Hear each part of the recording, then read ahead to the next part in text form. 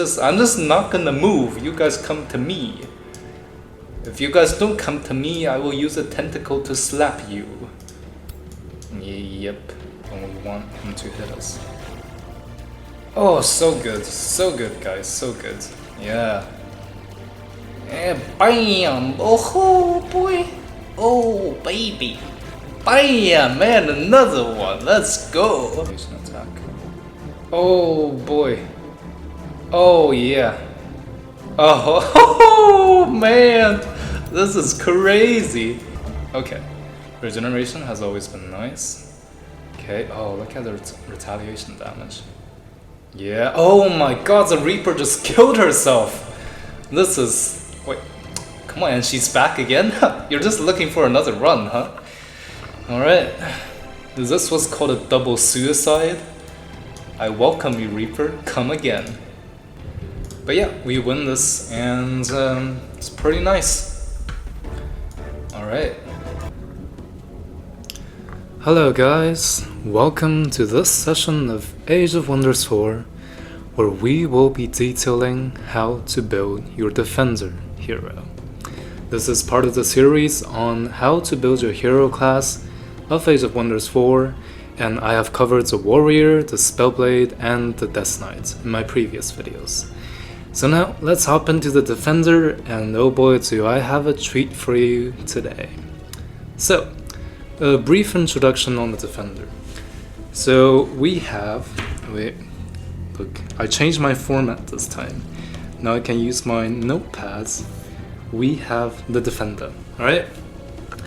And as a basic, the Defender hero class can equip two types of items, main weapons. The first one is the shield wall plus a one-handed weapon, and the second one is a pike. So, these offer very distinct advantages, and is probably one of the most important weapon differentiations within all hero classes. Now, why is that? Let's take a look, alright? So let's hop into a game. For example, we hop into this game.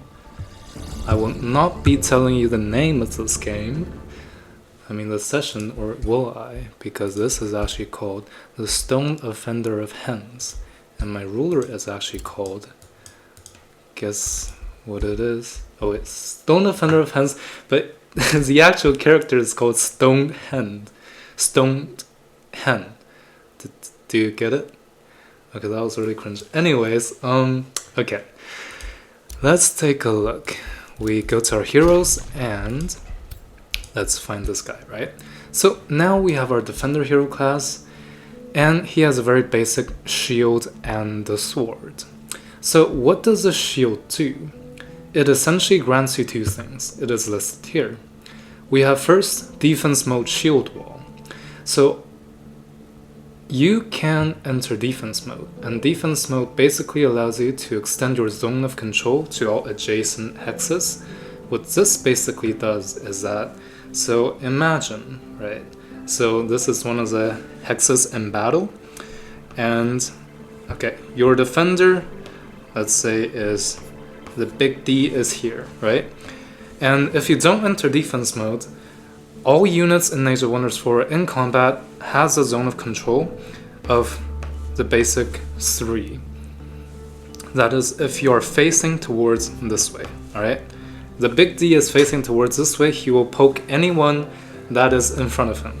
However, all attacks, if the enemy can loop behind him and attack him, like this, then big D will be flanked. His ass will get busted, alright?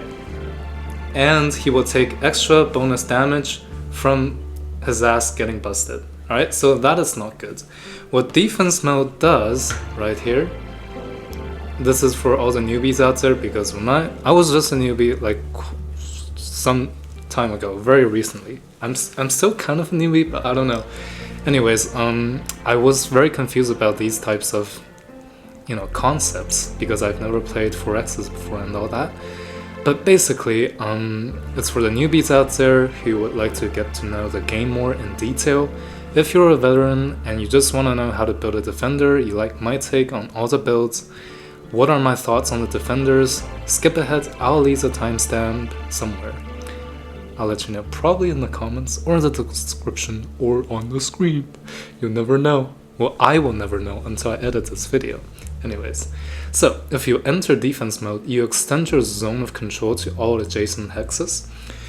Well, we'll talk about this later, it's a bit more complex. But right now, it is essentially you are immune to flanking. This one. That's very important. So when you are flanked, it's that when you get your ass busted, you take 20% extra damage here. And if you're in defense mode, you cannot be flanked.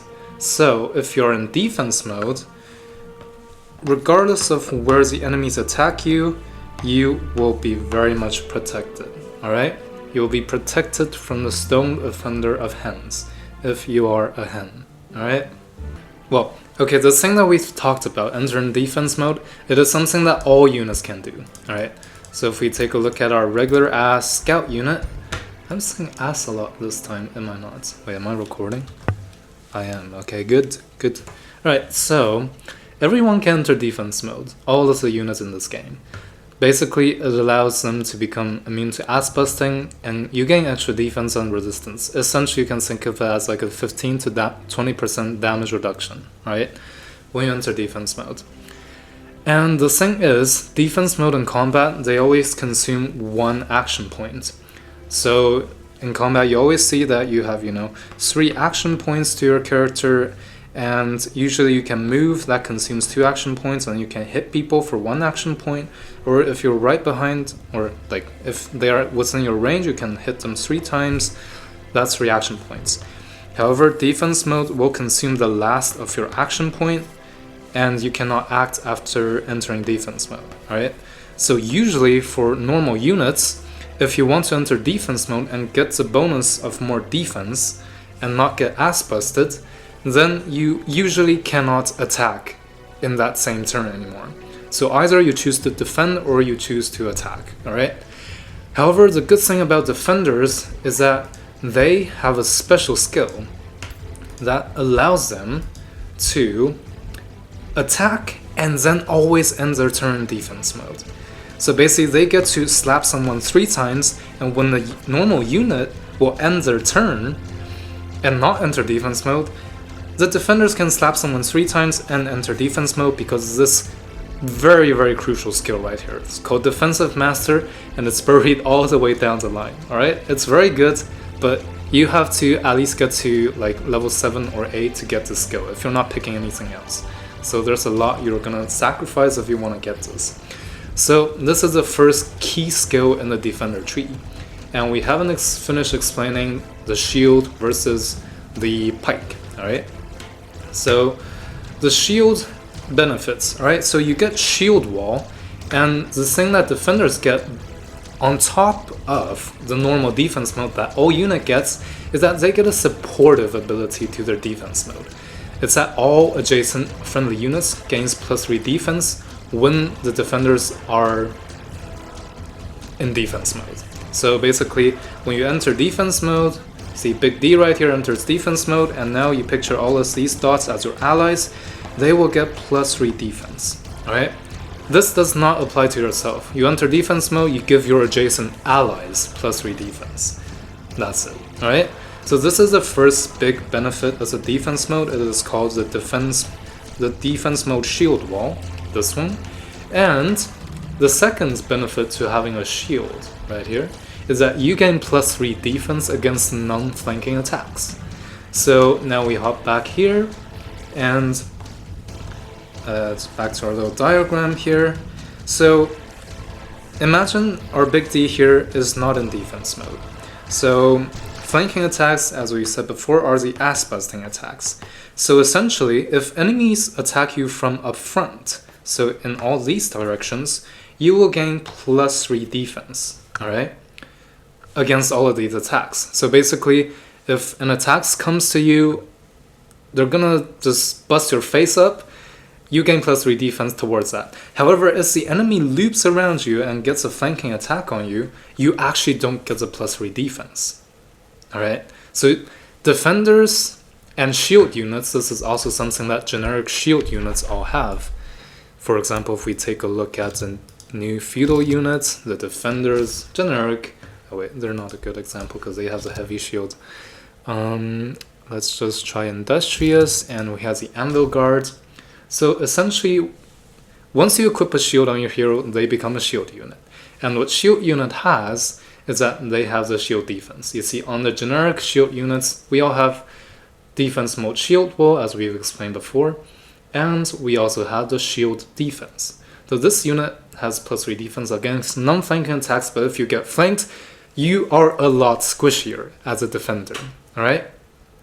And the way that defenders have to counter this to always be more tanky is that they can enter defense mode a lot more conveniently as opposed to others. So when you're in defense mode, you become immune to flanking, and when you cannot be flanked, all attacks against you will have their damage reduced because you will have bonus defense against those attacks. It does not apply to magic attacks, but hey, defenders, they're just specialized in defending against physical attacks mostly. Magic attacks, they just tear them up mostly, right? There are some exceptions to it. I think the new feudal ones, as explained by Shinshin, the Liege Guard, they have some pretty damn good resistance. But this guy is pretty much an exception. It's a new unit. New units usually are pretty strong, so usually you can expect even defenders at tier 3. So if we look at the Bastion, they only have 2 resistance, which is something, but it's not much. So yeah, something to pay attention to, alright? Defenders, high physical defense usually, but lower on the resistance side. This is for defender units, but for defender heroes, we can customize a bit in the skill tree. We can customize a bit in the skill tree, for example, by getting resistance, and a very good skill is a greater resistance, which gives you more stat resistance and resistance, so you are less likely to be debuffed and you have more damage reduction towards magic damage. Alright, so now that is for the shield unit. We have the shield wall and we have the +3 defense. Excuse me. For all attacks against you, that is non-flanking. So you can picture this as when you enter defense mode, you cannot be flanked. And so you get +3 bonus defense on top of the +2 defense and +2 resistance of defense mode. So essentially, once you enter defense mode, you get +5 defense and +2 resistance against all attacks. Alright? That is if there is no caveats, if your defense mode does not get broken. And okay, so that is the main benefit of having a shield. Once you do have a shield now, you can also equip a mount. So as you can see here, my dude Jing Thrustbolt here has got a work mount. However, the thing is, not every weapon type allows you to equip a mount. Alright, so a mount usually gives you very fast movement, it's cavalry unit type, which makes you more vulnerable to pikeman units, and as well as other bonuses given by more advanced mounts, like unicorn mounts, which lets you teleport, spider mounts, which lets you spit white substances all over the place, and you catch my drift. Alright, so now let's switch on to the pikeman. So we are here at the pikeman. Alright, so as you can see, I have an abundance of resources here. It's been a very good run. I don't know how I got these many, but you know, maybe I'll make a guide soon on how to get so much resources just by turn 1. Okay, so we have the striking pike. Now, you see, pay attention to these item slots, okay? Forget about this little helmet here. He's bald either way. Well, not bald, but, I mean, look at him. What is this called? It's a mohawk, right? Yeah, freaking mohawk guy. Alright. Okay, pay attention to these slots. We have a shield and we have a mount right here. But if we click on the pike, boom, See, they disappeared and these slots are grayed out. They are disabled because of our equip item, the striking pike. So, when you equip the pike, you cannot equip a shield or a mount anymore. Now you might think this is absolute doo-doo. Why would you ever equip a pike if you lose the fast movement and all the bonus from a mount, as well as, you know, losing all the bonuses of the shield, right? So here's the thing, pikes are actually very, very good, especially in the current meta. And why is that? Look, alright, so when we have a pike, it's actually not very clear here, but let's go back to our item forge. Okay, here, so our generic pike, let's see, so blah blah blah, melee strike, it is repeating, and then can be infused, blah blah blah. The important part is down here. So this grants first strike, charge resistance, cavalry slayer, and giant slayer. This is unique to the pike. It comes with the pike intrinsically. So it doesn't matter if you just have a tier 1 pike, the most basic of all pikes, the most vanilla of all vanilla pikes, you will still get these bonuses. And what do these bonuses do? First strike. When attacked, a unit with first strike will use a retaliation attack to attack first.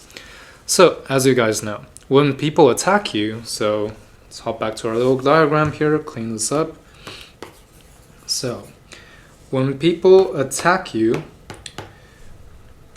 usually from the front, and if they flank you, you will not be able to get a retaliation attack. Alright? If they bust your ass and you're not in defense mode, you cannot counter attack. However, if they just are right up your face and they attack you once, you can actually attack them back after they attack you. That is usually the case by normal melee units. So they attack you and you get to attack them back. However, by defenders, by units who has a pike, alright, you get first strike. So essentially, these guys have ultra instinct. They see the attacks coming. So before you even get attacked, you will attack them once and then they will attack you. And this is very good because if you attack them once, you deal damage to them and maybe that will reduce their model number because, as you know, many units in Age of Wonders 4, they have like 3, 4, 5, 2 something models in their whole unit. And if you deal damage past a certain threshold, for example, if you deal 25% of their health, one unit in the 4-person team will disappear, and now their damage will also be reduced because only 3 people remain to deal the damage to you.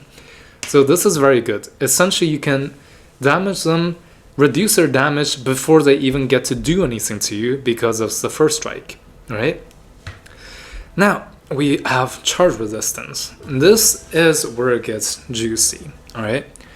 So, we have the defenders being unable to be affected by the bonus effects of charge attacks. I have no idea why I said that so complicated, in such a complicated manner, but hey. Alright, so what are charge attacks? For those who don't know, charge attacks are the bane of defenders, alright? And just a bane of defense mode in general. So let's see, we have you're a stereotypical, it's just weak ass little storm spirit here. You see them sometimes in the wild, you're not too intimidated by them, but they could be very intimidating, and why is that? And what is it that makes a warrior so good in my previous video? Why do I love them so much? It is precisely because of my boy, the charge strike here. So a charge strike essentially does a charging attack, and you gain 20% damage per hex traveled up to 3 hexes. So essentially, this part allows you to basically, oh man, I don't have enough space here. Anyways, okay, so we have our big D down here, and then we have our big warrior up here, alright? And our warrior charges. So our warrior, wait, let's put it at a different color, our warrior. So if our warrior travels 1 hex, 2 hex, and then 3 hex, and gets to our defender here, they will gain 20% bonus damage, 20 and 20 here, resulting in a 60%, a whopping 60% damage bonus when they hit our defender. And what else do? They actually freaking cancels our defense mode. So all the goodies that we've talked about from defense mode before, we can't get our ass busted. We gain bonus defense, we gain bonus defense for our allies as well, and all that, it gets cancelled by a charge attack. So you can have a level 16-20 defender who's Giga Chat buffed out, but if you don't have charge resistance, the enemy can just have a little Storm Spirit and bust your defender, and your defense mode is gone, and you lose all that benefits. So that is very, very crucial to keep in mind when you are playing a defender, is that you must pay attention to the enemy's charge units. They are a hard counter to you if you do not have charge resistance. So essentially, it cancels our defense mode, it also removes our retaliation attack. Retaliation attacks, as we explained before, is just when an enemy hits you, you hit them back, right? So if they hit you as a charge unit, you cannot hit them back anymore. You're just a sitting duck right there. So charge units are very, very good, alright? Now, what makes the pike worth getting? Just a sip of honey water, and we shall hop back. What makes a pike so good? Is that you actually gain charge resistance against the enemy's charge units. So you are unaffected by the bonus effects of the charge attack. So essentially, charge attacks will no longer gain the bonus damage. I'm not too sure about that. I have tested, but with mixed results, because I'm not a very good scientist when it comes to testing things out. So, but I do assume that they lose all of their 60% damage bonus against you, your pike, and they can no longer cancel your defense mode if you have a pike, and you will still be able to retaliate when you have a pike. But it actually doesn't matter, because when the charge unit runs up to you, we have first strike. We will poke them first, and then they will attack us. And if we have more than one retaliation attack, our retaliation attack will not be removed because we have charge resistance, and we will poke them back again.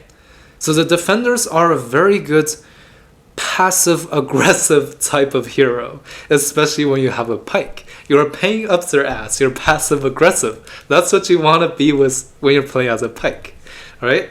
So essentially, the pecking ladder here is like this, alright? So let's just picture here, I'm running out of space again, pecking ladder, alright?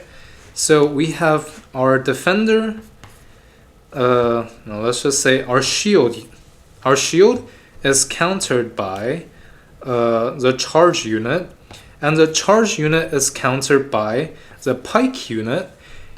And you might think, so this is all from melee, right? If you're ranged, then it doesn't matter, because, you know, you're not in the game of melee brawling. You're just sitting there hitting them from afar. You're a coward, but I like being cowards. I don't really care, but I love charge units the best, right? So charge units, they counter most melee units. That is until the enemy is a pikeman. You get countered by the pikeman, alright? Now, who counters a pikeman? They're not at the top of the pecking ladder. So, what the pikeman has is that because of charge resistance, they counter the charging units. But the charge resistance of piking units gets countered by a heavy charge attack. So what a heavy charge strike allows is that you essentially gain, instead of 20%, you gain 30% bonus damage, up to 3 hexes, which is up to 90% damage. I saw some people in the Reddit saying that this is actually a false description. It's actually max 30%, but no, it is a max of 90%, alright? I did some testing, unless I am blind, which I could very well be, I don't deny that, it is 90%, alright? So a heavy charge strike, you gain more bonus damage as you travel. So essentially charge units, you want to be further away from your target, charge up into them, attack them, and gain bonus damage. You don't want to be sitting in front of someone's faces and then attacking them, because you will lose out on 90% of the damage. So essentially, heavy charge strike, more damage, cancels defense mode, removes retaliation attack, same. as a charge strike, but it goes through the charge resistance of the shield, no, of the pikeman units. All right. So the pikeman units, you will no longer have your defense mode, you will no longer have your retaliation attacks, but you will still have your first strike. So if a unit with a heavy charge strike comes up to you, you will poke them once, and then they will break your defense mode, and you cannot retaliate any further, even if you have unlimited retaliation attacks. All right. Now, who has heavy charge strikes? You might think, okay, heavy charge strike, okay, sounds very OP, counters the pikeman units, but you know, who's gonna have it? I don't really see any units having it. Most units in Age of Wonders 4, you know, they all have stereotypical charge strikes, right? I mean, they're strong, but hey, it's rare, you know, it's just, you know, charge strike, I mean, cursor charge is something else, but not much different, it just displaces you. But you know, most of the, you know, like Gorta's Piglet, lower tier units, we all have low charge strikes. Who has heavy charge strikes? And this comes down to our big boy here, as we've talked about in the last video as well. The giants and demi-giants, which have come in a thunderous roar in the previous, well, in the most recent Age of Wonders 4 Giant Kings DLC. Alright? So giants have always been here before, but now they're available as a ruler, and the rulers have heavy charge strike, same as the giants, but instead the rulers, go watch my warrior giant video, they can actually attack 2 enemies with a heavy charge strike instead of just 1. But basically every freaking giant has heavy charge strike, so polearms are no longer a good counter to them. It kind of was a caveat, I will mention later why, but all giants have heavy charge strike, which bypasses the crucial charge resistance of the polearm units. Alright? This includes your giant kings, as well as your giants, as well as, I believe, maybe some other units, but I'm not quite sure. The Tome of Devastation, the war breeds, they used to have it, but I do believe they have nerfed it quite a while ago. So yeah, now they only have the normal charge strike. So by all means, I think only the giants and, yeah, maybe only the giants and some very selective other units have it. Heavy charge strike. So by all means, pikemen are still very, very good, because 90% of charge units, or even 95% of the charge units, they all still have the generic charge strike, which gets hard countered by, wait, why is the screen mirroring not mirroring anymore? Let me do it again. Start broadcast. Oh, magic. Okay. Now, wait, what is happening? Yeah. Here. Okay. So, 90% of the units, they don't have, 90% of the units, they have charge strike, and only 10% have heavy charge strike. Like 10% or even 5%. So this is a pecking ladder here. Shield units are at the very bottom of the ladder when it comes to soloing melee units. Their good part is that they get more defense when they are in defense mode and when they are not flanked.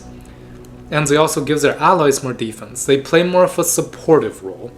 So if they're in a solo combat, they get hard countered by the charge unit, because the charge unit hard counter their defense mode. They can break the defense mode, alright?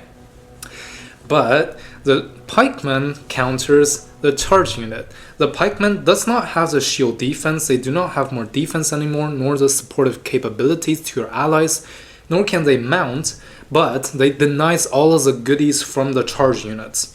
So the pikemen are very good.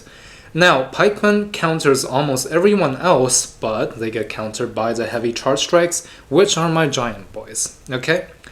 So this is essentially the pecking ladder, the simplified version of Age of Wonders 4 for melee units, alright?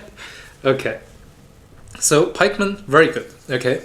If they are in a solo combat with the shield units, pikemen usually win. Shield units have more defense, but pikemen, they usually get more retaliation, like +1. A lot of pikemen has that, and they get to have first strike, which damages the defenders more.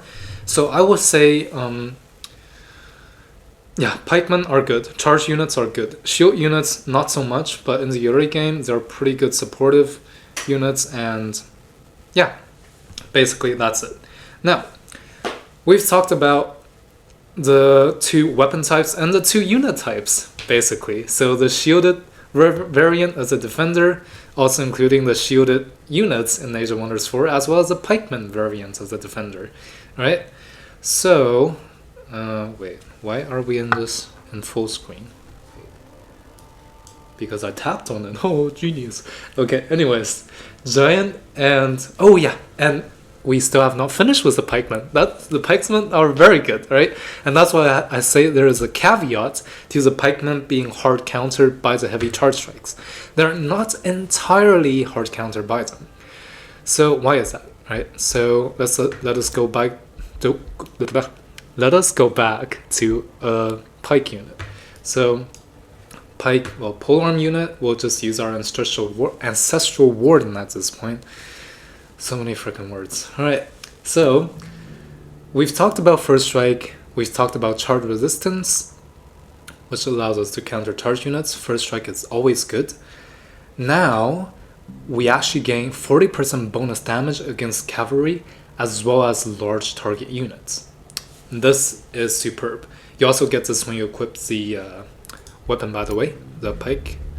Yeah, so essentially it's the same thing, right? First strike, charge resistance, cavalry, and giant slayer. So essentially you deal 40% bonus damage to cavalry units, and cavalry units are all units that are mounted. So if some cultures have a lot of mounted units and you're facing off against them, all of your pikeman units, you will gain 40% bonus damage. That is absolutely huge, right? And you will also deal 40% bonus damage to large targets. This is pretty freaking awesome. Why is that? Because large targets in the Giant Kings, everyone's running around with giants, and giants are large targets, so you just get a free 40% bonus damage against all of them.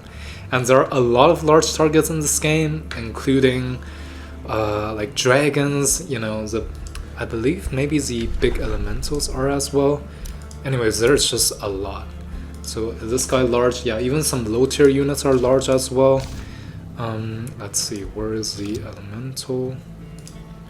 Yeah, so if you take a look here, yeah, all of these tier 3 spirits are large as well. So pikeman units, you deal bonus damage to cavalry and giants.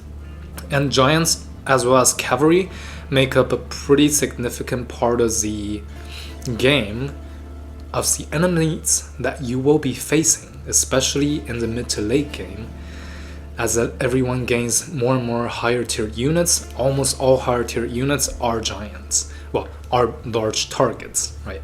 And everyone's running around with giant kings. This is very, very good, right? So the pikemen and the giants kind of have a it's like a cyclical, it's like a yin and yang. They counter each other. So heavy charge units, they counter the pikemen's retaliation attacks except for their first strike, and they cancels all defense mode of pikeman units. But the heavy charge units, they usually are either cavalry or, you know, they're just giants. So, and they will take bonus damage from the pikemen. So essentially, instead of these two countering each other, they instead of heavy charge unit countering the pikemen, they are kind of countering each other. Alright? So essentially, they are the top dogs of the melee rankings. Okay? Up next is a charge, and at the bottom is a shield unit, which is to be expected because they have more of a supportive role. Alright? Okay, so as we see now, the shield and the pike, they both have their distinctive advantages. Shield, you get a bonus of defense mode shield wall. You give yourself, you give your allies more defense, and you gain +3 defense on yourself against attacks that are, non-ass busting. And you also get to have a mount. While if you have a pike, you gain charge resistance, you deny the charge of the charge units, you gain first strike, and then you kill the giants and the cavalry units with much more ease. Alright? So, this is the basic explanation for the defender as well as the polearm units. Alright? Now, we can only equip one type of item on the defender. We can't have a shield on the one hand and a pike on the other to get the benefits of both. So basically there are two build paths for the defender. Oh my god, this is... How long have I been recording for? Wait, I'm gonna end the recording right now and I'll get a new one. Babushka! Okay. Alright, now that we have understood the shield unit as well as the polearm unit, the arguably most crucial part for our little shield hero boy right here, let's move on to a quick little tip. So there are actually two form traits that the defender synergizes very well with. So if you want to go with a defender ruler, please consider taking, let's see, let's take a faction, edit Alfred, and it's right here. So take a guess. Which of these form traits would our defender be compatible with? I'll give you 3 seconds. It's all in this page right here. 3 seconds up. First one, Bulwark. If you got it right, congratulations. This essentially allows us to be more tanky in defense mode, right? More tankiness is always good. This allows us to get, how much? So like 7 plus 7 defense and plus 4 resistance in defense mode. If you have a shield. Yeah, very strong. And Ferocious, this allows us to deal 40% extra damage via retaliation and opportunity attacks. Super, super, super, super duper strong. Because if you're playing a pikeman and you want to be retaliating, which you would be, because you're a passive aggressive asshole, up the enemy's ass, alright? Plus 40% damage is essentially like plus 30% to all of your damage source as a pikeman defender. Because you're just poking people left and right, and plus 40%, that is a whole lot, alright? Especially if you have some polearm cultural units, pick Ferocious, this is so good. And also, one thing to consider is that not only are pike units good with retaliation attacks, but also the charge units. So most charge units actually don't have defense mode, so they can get flanked, and when you get flanked, they have defense mode, right? But the thing is, they do not have, they usually don't want to enter defense mode, because charge units usually want to attack enemies to deal heavy damage, but that leaves them vulnerable to the enemy's retaliation. However, if you've watched my previous warrior video, you know that the charge warriors, they actually retaliate with their their charge attack, right? So if we take a look here, let's see. Okay, so we have our polearm units and they do repeating strikes, right? So this little icon right here means that it's repeating. And when you retaliate, you only retaliate once, okay? So enemy hits you once, you retaliate once. The enemy can hit you twice and then you retaliate twice, right? But if the enemy only hits you once, you retaliate with one attack. Now, the OP thing about charge units is that their attacks are non-repeating, and their single attack, they deal more damage than the repeating attacks of polearm or defender units. So if a charge unit, let's see the Berserker for example, if the charge unit retaliates, this dude will actually deal 24 damage on the retaliation attack, as opposed to just 16 damage from the Ancestral Warden, right? So that's one thing to take note of, is that the retaliation attacks of shock units, of charge units, are more powerful than the retaliation attacks of polearms and shield units.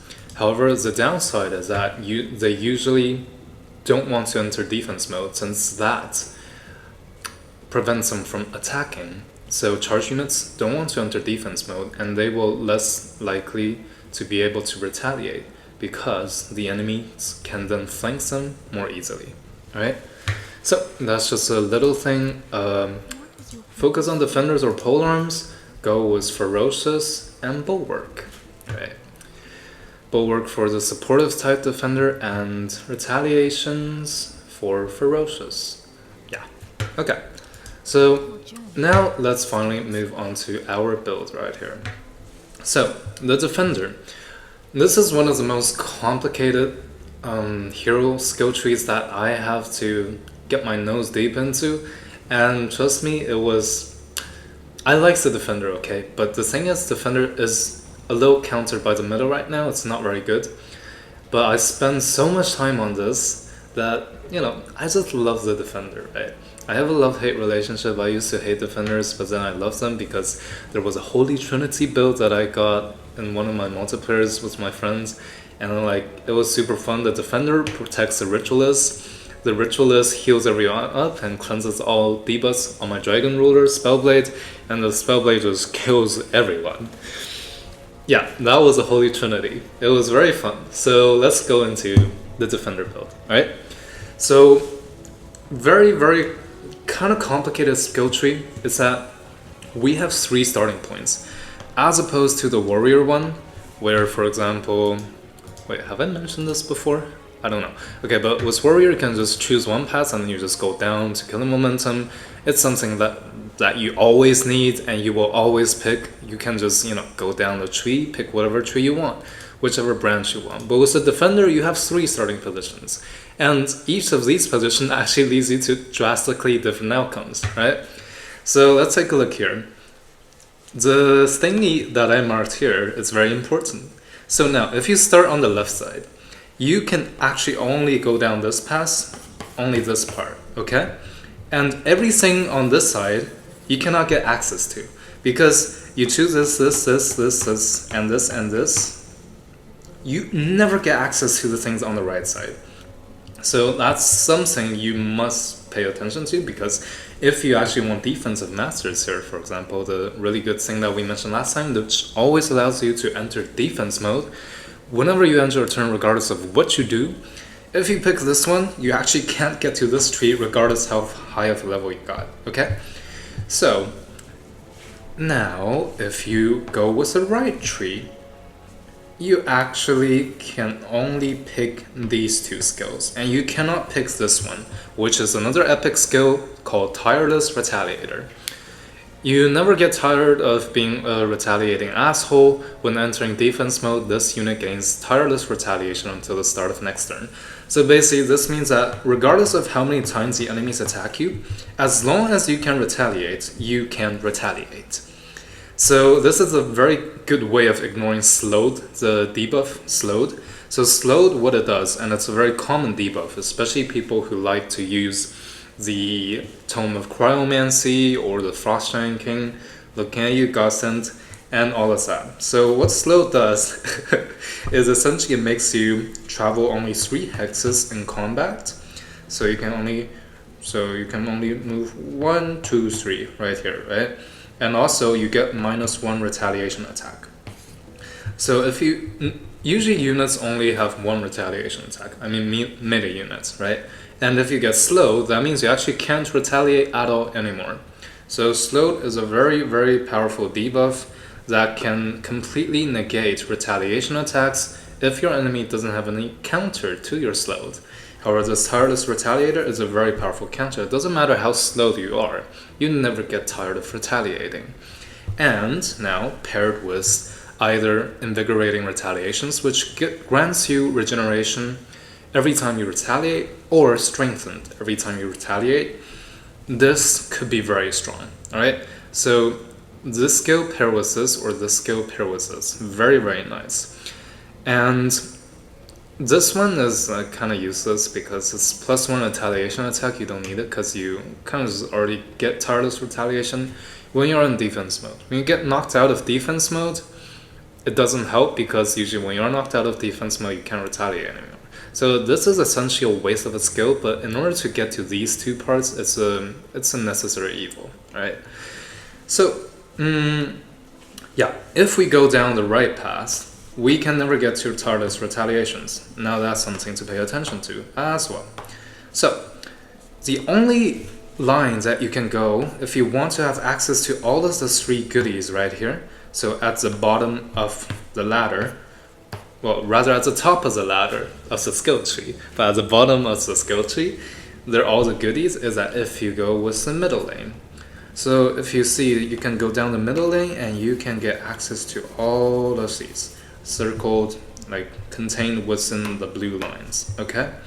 So this is very important to take note of. It makes going down the middle line kind of the go-to if you're not really sure what you want to build out, because then you can adapt to the situation, to the needs of your current army, let's say, and the current situation of some map, right? And you can choose either to go for tireless retaliation first or defensive masters first, which is my recommendation, because tireless retaliation, it only works when you are in defense mode, and to enter defense mode anytime, every time, every single turn, you need defensive masters. And just to say, the alternative is, while you are in defense mode, you get charge resistance. This is terrible, in my opinion, compared to always entering defense mode in defensive masters. Because if you want to have charge resistance, just go with a polearm, alright? And special thing to note with defender dragons is that, well, not really defender dragons, but with dragons in general, is their super duper freaking OP skills that I always love to use now, is that you can just pick off of their signature skills at level 4, and you can pick the Materium aspect, which automatically grants the dragons more damage on retaliation attacks, as well as charge resistance. Nothing else gets it, only the dragon ruler type, not the giant kings, nobody else, just the dragon. So they already get charge resistance, and the dragon ruler, if paired with defensive master, could be very strong as a defender. However, as we've noted last time, due to the strength of the charge attack on retaliations, go watch my warrior video and you can see that warriors, they enter defense mode at a much lower cost, skill point wise, when compared to the defender.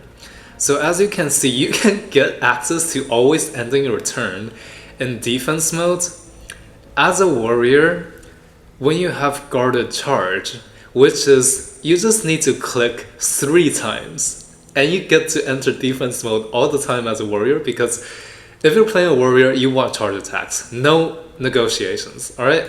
And if you charge, you enter defense mode. While the defender, if you want to always enter defense mode, you have to go down 1, 2, 3, 4, 5, 6, 7. 7 skill points to get to defensive masters. And this is why I do consider defenders to be just outshined by warriors in almost any single aspect, except for the supporting aspect. But then you come to realize that if the supporting isn't as good as, for example, the cleanses and heals of ritualist, then maybe the best support for your company is to just kill the enemies, which the warrior does 100 times better than the defender, especially as a dragon. So as a dragon, I almost always recommend you to go with a warrior. If you want to go for a defender dragon, go for a warrior. That's just my 2 cents, especially if you are playing in multiplayer, alright? Because the one problem with defenders is that they are very ignorable. You can stand there, be the tankiest boy in the world, you can be Thomas the frickin' tank, and no one will come hit you. You have all the retaliation in the world, but no one will come, because they can't just run past you, or they can just hit your teammates. And then your teammates all die, and you lose the battle because your morale is low. Okay? So you want to be proactively killing things, as opposed to just sitting there and not doing anything when you are in multiplayer.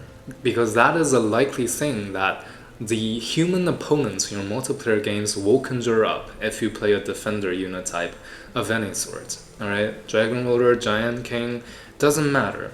But if you're fighting against the AI, that is a different question. The AI is dumb as a rock. I don't know why they still are. ChatGPT is already smarter than me, but if you're playing single player, defenders are still very good, okay? Because the AI will just come up and hit you and they will just get shredded by your turrets with retaliation.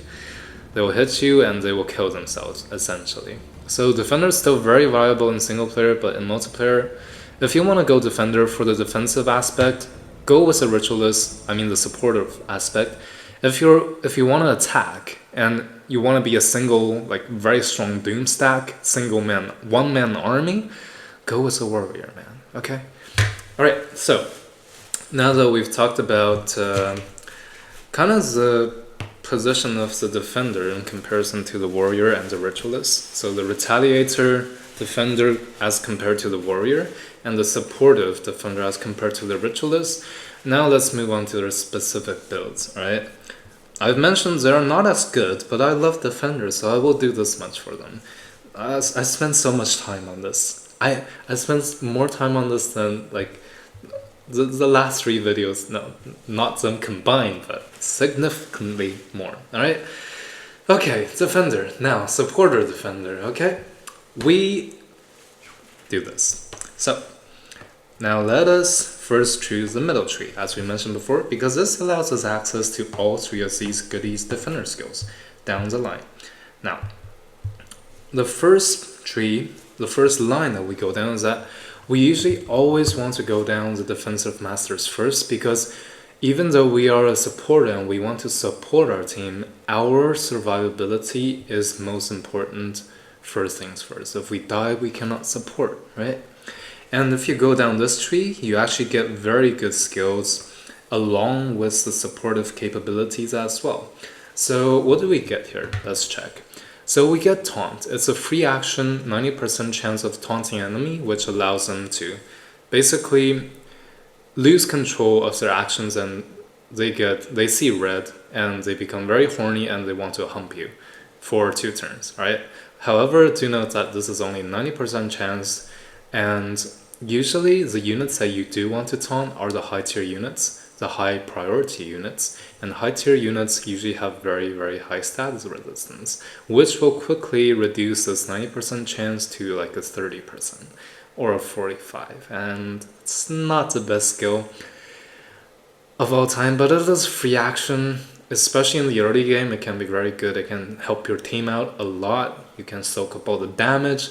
Very nice skill to have, right? And then the second is just Vigor, gets more hit points, plays good. And then, now we have a choice. We can actually go Warding Bond. So, I don't know if I talked about this before, but damage sustained by the friendly target unit is transferred to this unit with a 50% reduction.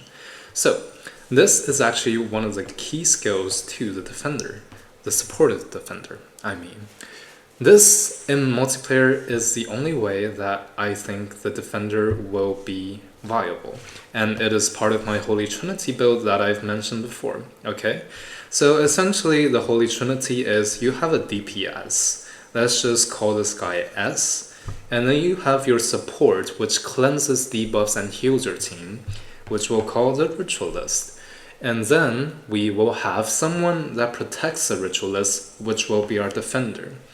So essentially we have our DPS, like a Spellblade Dragon, which nukes literally everything, and the only weakness of the Spellblade Dragon, or a Warrior Dragon, or a Death Knight Dragon, is the fact that if it gets CC'd, like Frozen, or Stunned, or Insanity, and Insanity is bad, but if it gets CC'd, it can't do shit, right? And if it can't do shit, it can't do shit.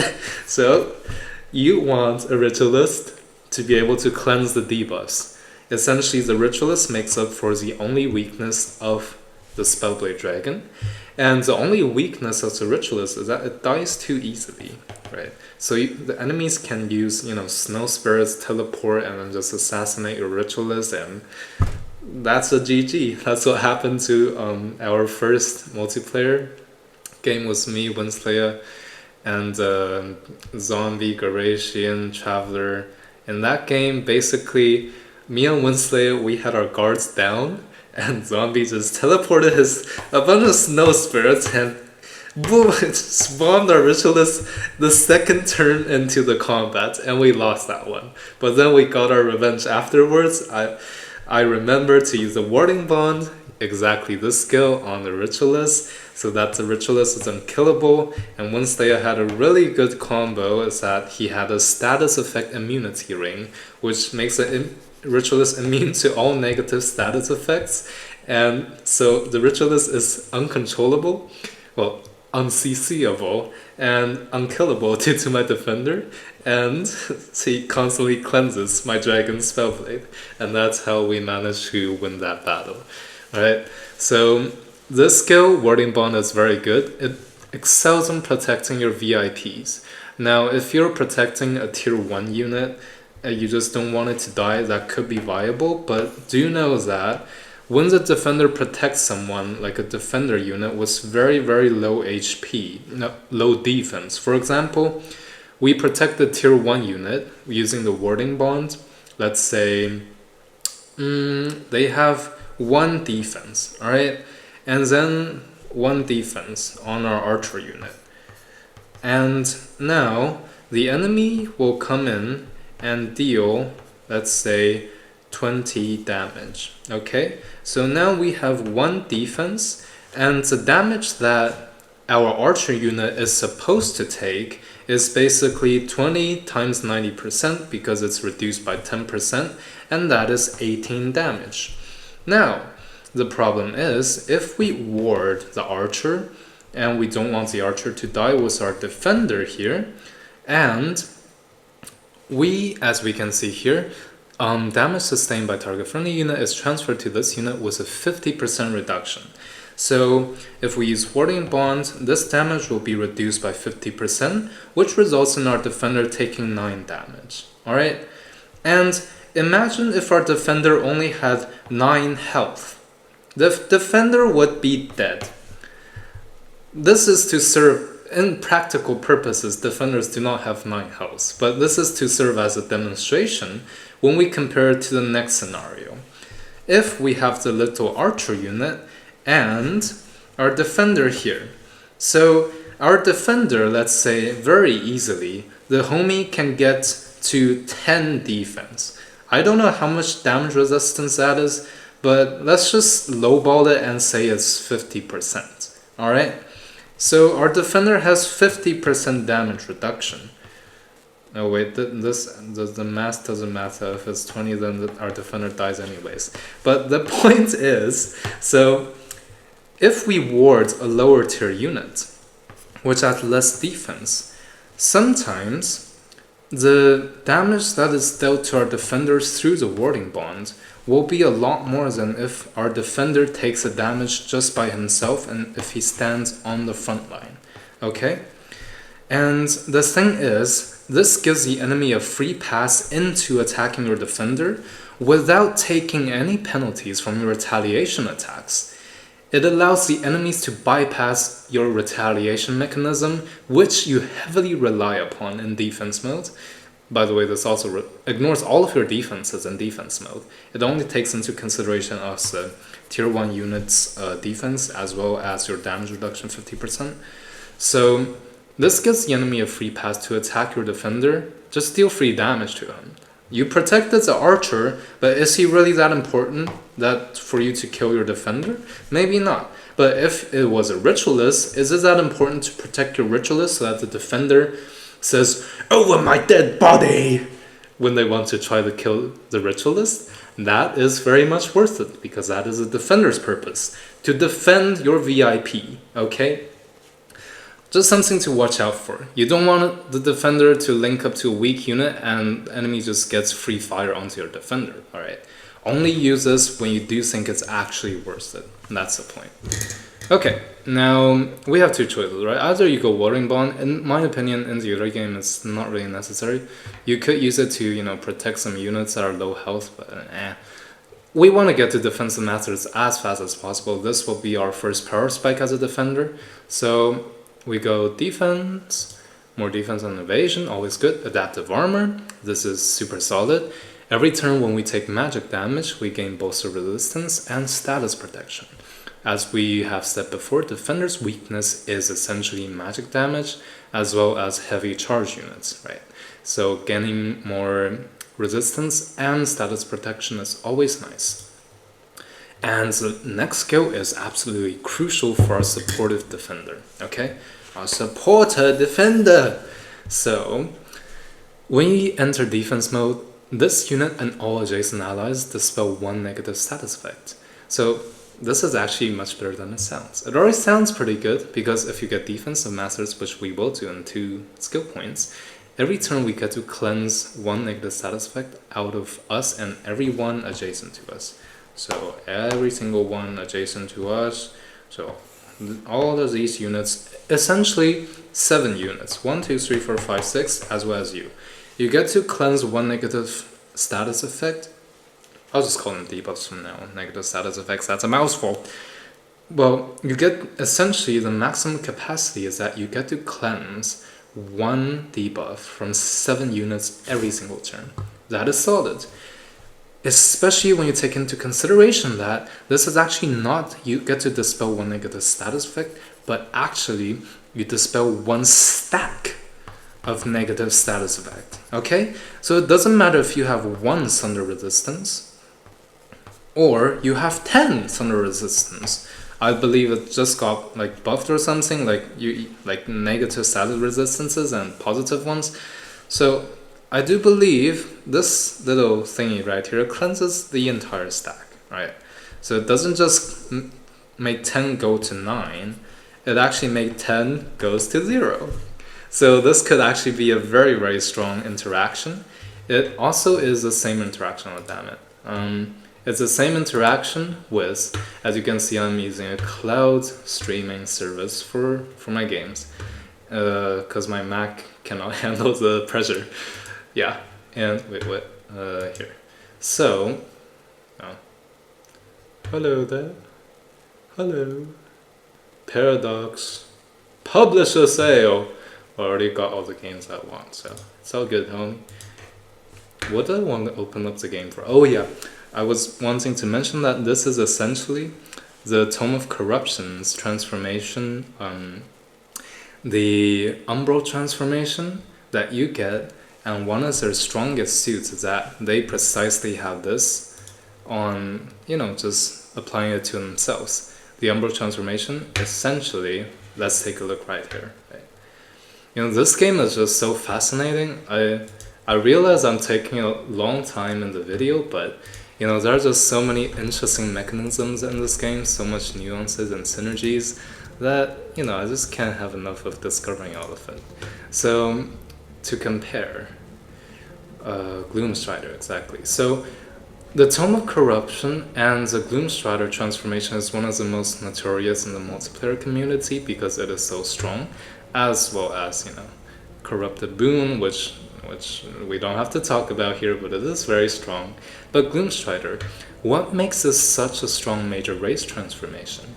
So, we get floating and fast movement. Essentially, this allows all of our cultural units to be very, very mobile. Floating is almost like flying. It's just the same movements across all terrain types. You move at 5 movement costs except for mountains. Flying ignores this mountain penalty as well. But all units which are slow, just 32 movement on the world map gets 40 on the world map and then more in combat as well. But this is all very good, but what makes it kind of broken is the Umbral Demon unit type. So in case you haven't noticed, the Umbral Demon, they have the Curse Eater ability. At the start of each turn, this unit loses 1 negative status effect and heals 10 temporary hit points from it, disabled if burning. So what this does is essentially that every single turn, that if your unit has a negative status effect, you will automatically cleanse it and heal. And this fully counters many of the frozen CC debuff builds, not fully, but it drastically makes them less effective.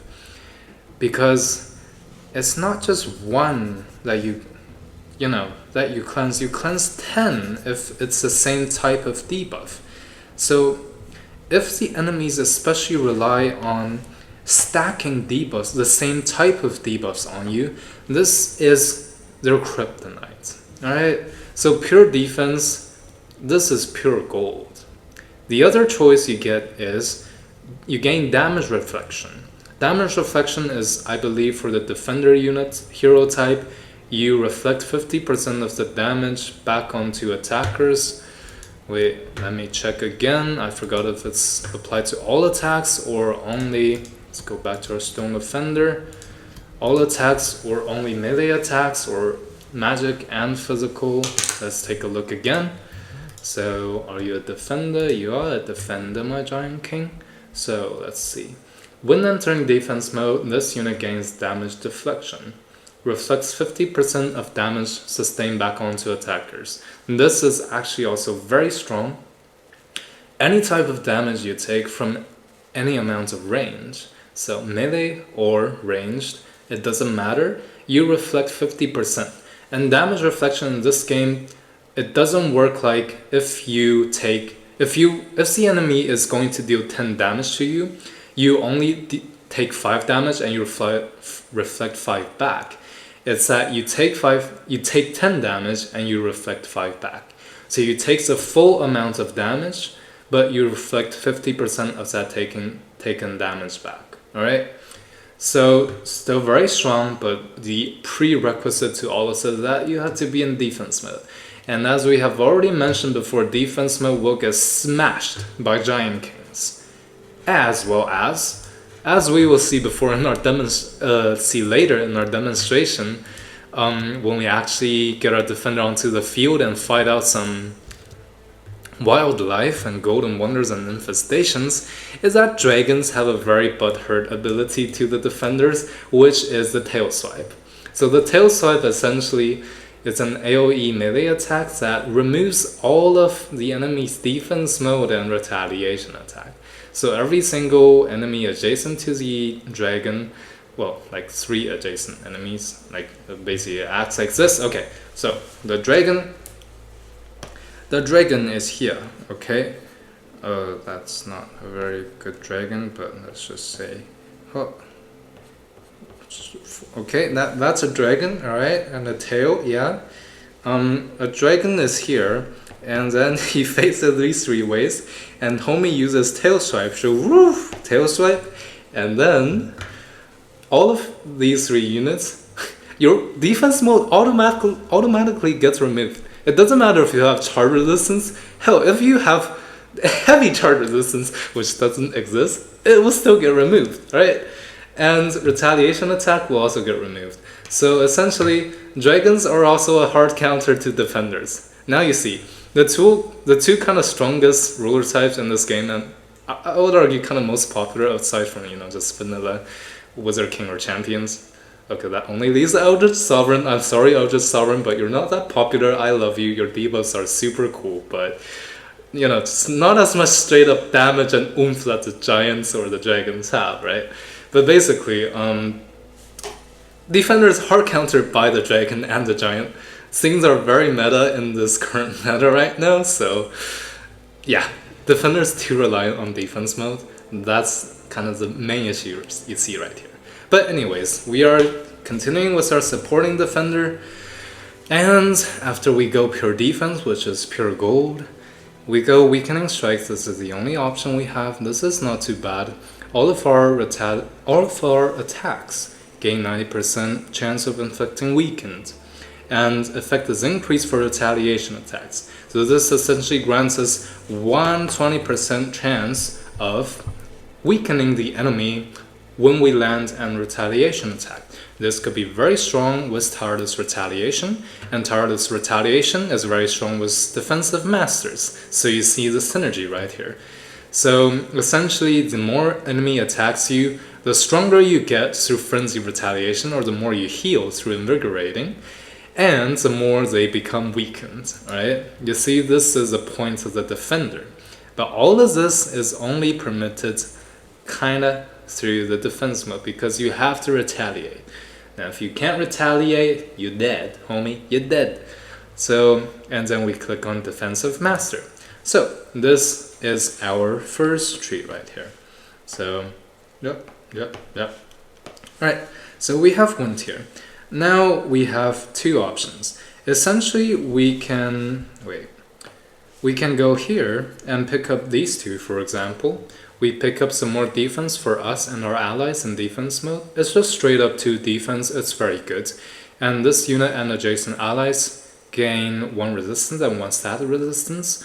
I do not know if this is really worth it to delay the tireless retaliation, but if you do, so for example, after you get this tree and you're going to fight an ancient wonder like a silver or a gold wonder, and you really need a quick power spike and survivability boost for your team, and you don't really mind delaying the tireless retaliation, or it can be a worthy sacrifice, you definitely can pick up Shield Bearer for the more defense, alright? And you can get more resistance here. I don't really recommend getting all of these because it has no supportive benefits at all. And this thing next to it, like Shield Bash, but the thing like, okay, you can stun someone and you enter defense mode, which is good. But you already get defense masters, which makes this kind of useless now. You just stun someone and it's not a guaranteed stun. 120 chance is pretty high. But when you hit, the higher tier units, the same problem with the taunt. And you only want to stun the higher tier units, let's be honest here. The high priority ones that could wreak havoc on your team, the chance get reduced to like 50-60% chance, right? So, not very good, right? So, yeah, you can either pick up these two and sacrifice going for tireless retaliation later, or you can, just go directly for the tireless retaliation here. So let's just go down this line. So here's an interesting thing, right? So we can either actually go down this path. We have not talked about this one yet. Or we can go down this path first, and then we come here, right? So the pros and cons, so essentially we go down this, right? And then we split, that's our decision to make. The pros and cons of these two trees, right? So on the left side, as we have talked about before, the Retaliator, this one, is a complete waste, okay? Almost under all circumstances, it's a complete waste. But the reason that we have to take this is because we want to get to the good stuff, which is either of these two, Frenzy or Invigorating Retaliation, and Unlimited Tireless Retaliation. Wait. Oh lord. Okay. So, this is the waste, but these two are goodies. Now, what about the left path? Okay, so we have Graceful Defense. This is very, very good. When we enter defense mode, we get 1 stack of Grace. And what is Grace? It is essentially, at the start of its turn, this unit, not Grace, has a special ability, but Grace is essentially, when you get attacked, you heal 10 hit points, alright? And you can actually stack up to 3 times. So every time an enemy attacks you, for example, they deal 10 damage to you, you consume 1 stack of Grace and you heal for 10. So essentially they dealt no damage to you. Very, very strong. So every single turn you can just think of this as every single turn you get to heal 10 hit points. Or you get to increase your max hit points by 10. It kind of works like that, right? So if throughout a battle it lasts for 4 or 5 turns, man, this increases your maximum HP by like 40 or 50. Solid, very solid. And if you pair it up with Greater Vigor, which just gives you a flat out HP bonus, which is very good to boost your defender's HP, because actually at this point, defender's HP is more important than its defense. Resistance is still very important, because if you want to support someone, as we've talked about before, Warding Bond, if the enemy hits your friendly target, the target of your warding, your bodyguard VIP, then your defense doesn't matter at all. What only matters is your VIP's defense, and then it gets reduced by 50% through the Warding Bond. But if your VIP takes heavy damage, all the defense in the world isn't going to save you. It's your hit points that's going to save you, alright? Because essentially the enemies get to deal true damage to you through the Warding Bond. It's not going to be a lot because it's reduced by 50%, but if you have late game high tier units, it's actually going to be a lot. So you will need all of the HP if you want your defender to survive, alright? And the other option is melee attacks gain 20% damage. Very, very, very good. Very good, okay? But not our specialty here. It is the specialty of our Retaliator, like the Giant King or the Dragon Ruler, as a defender ruler. defender hero class, okay? So we get more HP, like 40, let's just make a low ball and we say this is 40 hit points and 30 hit points, that's a whopping 70 hit points on a defender. I mean, in real situations it kind of varies, but you know, we can just think of it as, you know, 70 hit points on a defender, and then we get Rallying Cry. So this ability is very solid as a supporting tool. If we want to go with our supportive defender, this is very, very good. So what does this do? Let's move into the game.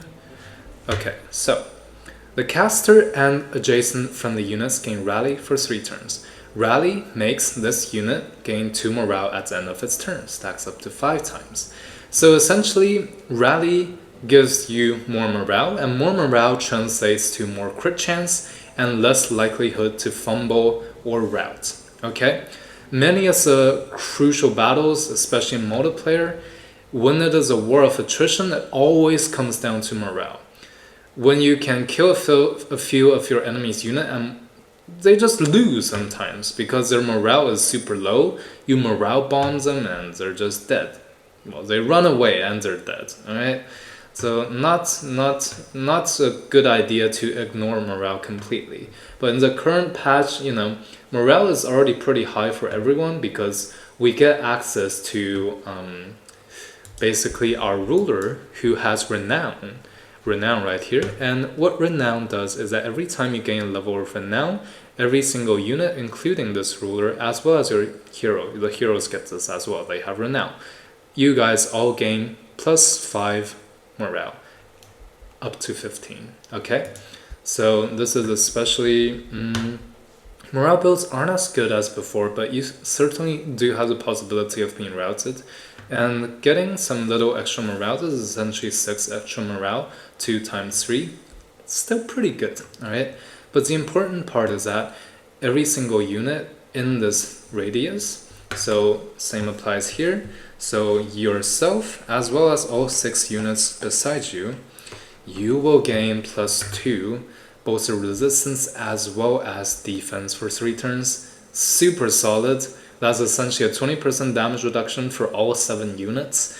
And you gain Watchful, so everyone gets plus 1 retaliation attack. Now, if you have tireless retaliation, this is useless for you. But if you have charged units, as we've mentioned before, for example, you have some knights, you have some storm spirits, whose retaliations are very strong. Every single retaliation is a charge attack. This is very, very good. Watchful, okay?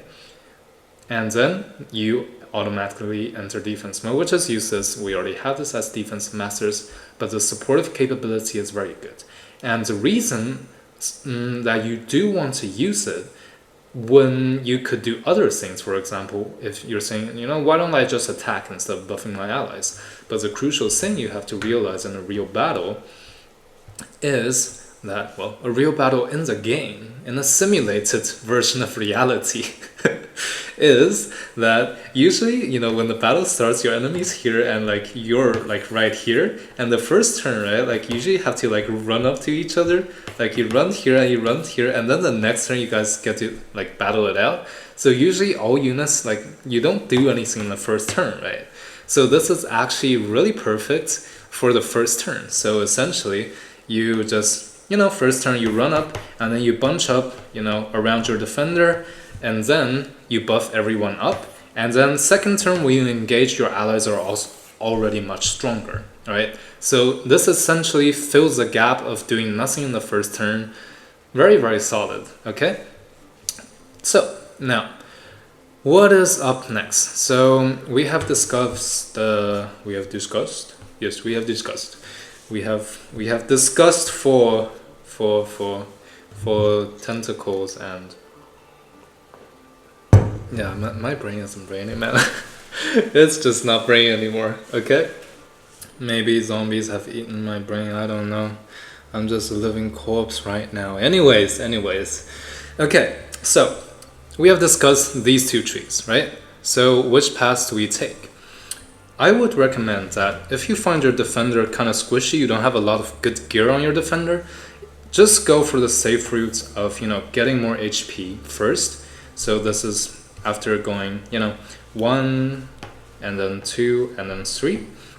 So you just go this part first for more survivability and more supportive capabilities, and then you go down the 4th line for the useless skill and the regenerating retaliation, as well as unlimited retaliations. Alright, so yeah, this is what I recommend as the supporter defender. Okay, supporter, let's go. Alright, now you can take a screenshot if you would like. Yeah, now let's move on to retaliator defender. So in the current patch, Giant Kings and Dragon Rulers as the retaliator defender type, they are very, very solid if you are playing single player, as we've mentioned before. If you are playing in multiplayer, don't bother if you want to play Giant and Dragon.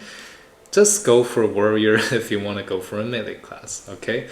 Warrior or Spellblade, very solid. Death Knight as well, okay? Now, let us take a look. Retaliator defender.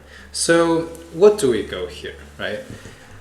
Essentially, we would still want to begin at our middle node, because as we have mentioned before, it is the most versatile. You can get access to all of these 3 end nodes when you pick the middle starting position.